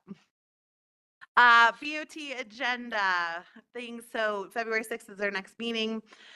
We are in water court time. Every 6 years, we have to file our diligence application. So we will be doing that. And so just in a resolution approving that. The food pantry is moving to the site near the RTD lot. They're right across the street from the Wolf Tongue Mill. There was a building there that was demolished and now it's a vacant parcel and they're going to move in there. There will be some dropped structures that are built. So I don't know if you want to explain. Yeah, they're kind of like built, not sheds like much, up to building code, but they're, basically temporary structures in the meantime. And they'll move into that for 3 years. Yep. Yeah, it's on First Street. Yeah, right by where Jesse Seaver's shop is, his building shop. That's a vacant parcel, just to the east. So the food pantry is going to move there for 3 years. Who owns that parcel? Christian Vanek now owns that parcel. So he is going to rent to them. That allows them to vacate the West Wing, so we can start our plans for the West Wing. So he is looking for a kind of a PIF agreement, which would be that he doesn't want to upsize the taps just yet. I mean, later he plans to change it to some kind of sort of commercial activity, but he doesn't want to upsize just yet. So he's looking for the green light from the board to continue to connect at the 3/4 that's there for now, because it serves the need of the food pantry, and then would upsize later. Luke Miller was appointed. He's one of your candidates for trustee, but he was appointed to fill the vacancy that was left by John Mountain. So he will take his oath of office and he'll serve for 4 meetings, 2 months. We'll be good. We'll draw a lot at the meeting. So that's where we determine how their names show up on the ballot. The brand and creative identity, the logo, it did not land. So the consultants have gone back to the drawing board, and they have an open session, like a work session on Tuesday. So if you want to come on Tuesday, the 30th at 6 o'clock to go over a series of options that they have, and they want to get more community feedback, and then we'll come to the board with their next proposal. There was Also, they're redoing our town motto too. Yes, it's a whole creative identity campaign. So logo, slogan, colors. Yeah. The last time, Yes. remember the last time we did this, Roger?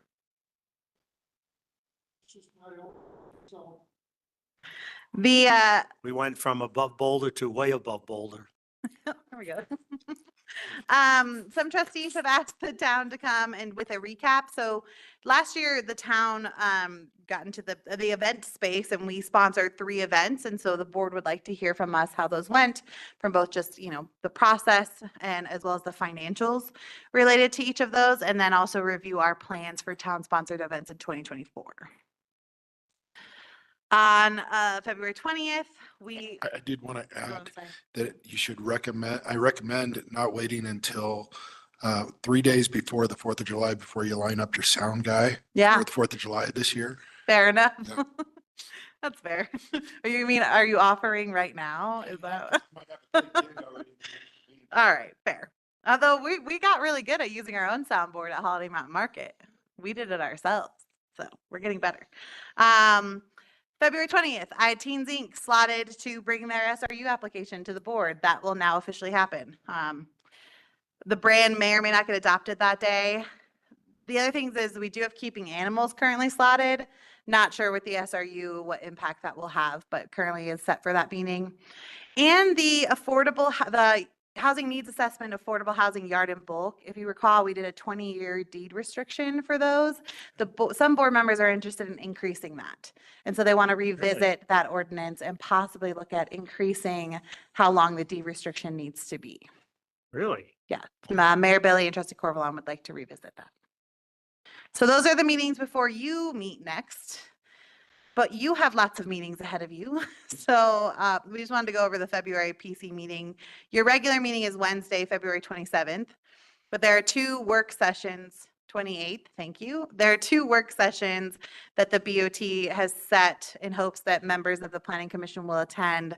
The first one is Tuesday, February 13th at 7 o'clock to talk about Ron's plans, his PUD plans. And the other one is Tuesday, February 27th at 7 o'clock to discuss Bobcat Ridge's housing development proposal. So we just want to make sure those are on your radar. And then also What was that encourage date you, again for the Bobcat Ridge? Tuesday, February 27th, the day before your Planning Commission meeting, back to back. And then we do encourage you to attend the branding event on the 30th if you can, and that starts at 6 o'clock. And these are joint workshops like we did before with the housing, with the BOT? Yes, correct. So members of, obviously not required, but encouraged. We would love for you to be there if you can. And so, yeah, and just informal discussions about both of their plans. You asked the board to do Ron's, and so the board is doing Ron's, and then the board is asking you to consider discussing Bobcat Ridge's proposal. Yeah, I heard some concern about possibly postponing the Bobcat Ridge one because of the election coming up, and that she would have to probably re-present or have another workshop with the new board in April. So, Yeah, so the trustees who have called for this have not yet talked about moving it with Lisa's Okay. town staff. And when I spoke with Kayla Evans yesterday, she doesn't want to. want to move it? No, she understands that she may have to do this again with a future board, but her hope is all of those candidates will attend. And she feels like this is still important to get the feedback of the current board who wrote the annexation ordinance. And so she would still like to hold this date. Okay. And that's informational. Okay. Side note, I would, I love the idea of BOT and planning commission joint workshops, but I will never be able to make it on a Tuesday night. I know you know this, but a request maybe you could help voice it to the board is to do some kind of a survey. Yeah, so this board, and I don't know what future boards will do, have decided that they only want to hold meetings on Tuesdays. And so unfortunately, Commissioner Dye did chat with some board members and they've kind of held to that. Yes, in the future, we could doodle poll it, there could be a different group. But that's obviously Yeah. your prerogative. This Their prerogative. this board is really held to that they're only doing things on Tuesdays. Understood. Yeah, for what it's worth, I had suggested to Mayor Billy that Wednesdays might be better for these kind of joint. In the past, Wednesdays have worked well with the planning commission. Okay. Okay. All right. Thank you.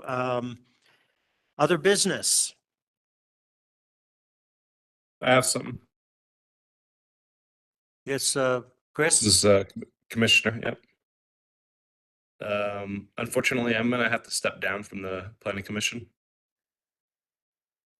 Just my wife's job is Chris. changing, and we're gonna have to be moving and doing most of our time in California. I'll be out here, but I just won't be able to dedicate enough time to be on here. So I can attend next month, but I was looking at the calendar. I won't be able to attend in March. I have a work conference.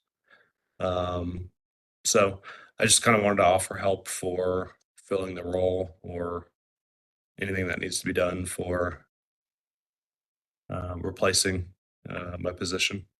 So I think and I did talk to Commissioner Rivera yesterday, I think the thought was we would release the application now, even though he was here, in hopes that those candidates would watch the process while he was here, for an understanding that they would then serve in March and probably look at an appointment early March, but release it now since we know Commissioner Rivera is leaving. Okay. I think that sounds like a reasonable approach. Dang, Mike, we hardly knew you. Chris, sorry. See there? So, I'm not going anywhere. so do we Sorry have to see to you leave, vote Chris. to allow him to leave? No. Right? Yes. Although, Chris, it would be helpful to just get your resignation in writing. If you want to just Okay. email it to me or Britt, that would be Yep. helpful. I can do that. Will do. Well, I See you. enjoyed serving with you, buddy. Good luck in all your future endeavors. Well, he's Thank not you. going. Hopefully I'll be back on the commission when we're back full time again. I hope it's soon. Yeah, I wanted to ask a question about the Bobcat Ridge. Turn on the microphone, brother. It is. Well, we're here in the works, okay. So does the annexation ordinance, the new one that we worked on, or the board did this? My question is, even with starting a comprehensive plan and reading about the 3 Mile Plan and our the 3 Mile Plan and as far as annexation and expansion, if we really have no plan, and you know how it's for every person that, agrees with the annexation, there's someone that disagrees. How do we handle not actually having a planning process on the table? Attorney Madsen, correct me if I'm wrong, but a 3-mile plan would have to be adopted before the annexation petition could be fully considered. Yep, and And- actually, I mean, it can be done quickly. It might not be the exact plan that you would, a detailed, comprehensive plan, but it can be done quickly. There's, So, yeah, so who does that? Does the planning commission put together the gets the planning 3-mile commission. plan and that then is it goes to the board for approval? Is that- I think that's the case. It's set out in state statute. I can't remember specifically. Okay, But to that point, SE Group is going to work on that as a part of the comprehensive plan. So if for some reason this annexation started to move faster than that, then SE Group would have to really up their timeline. Obviously the applicant has not yet submitted, still having really informational and informal conversations, and I do not know their anticipated timeline. One thing the applicants have been open about is kind of hope that the board will amend their ordinance that they just adopted. They do have concerns with the election component. Their annexation triggers an election no matter which way you slice it, because there's the zoning change and the size. And so that is a concern of theirs, and that is something that they'll want to talk to you about on the 27th. Just be aware that they will bring that up and want to share their concerns related to the election component of the code. yeah, I was going to ask if the SE Group could draft a 3-mile plan that would then come to the planning commission for us to review and edit or whatever. If that's in their contract. It is. I'm not quite sure the timeline, so I'm happy to chat with them to see. Okay, Yep. right. But to get that done, Time you do this, then you're gonna have 40% of the constituency coming beyond and screaming at us too, so. We need to watch, we keep the playing field level, because, this is a contentious issue. Or a possible contentious issue. okay. Anything else or other business? Motion to adjourn. Can I do all in favor for this? Or you still want me to? Okay, all in favor online, please say aye. Aye. Yep, I, Aye.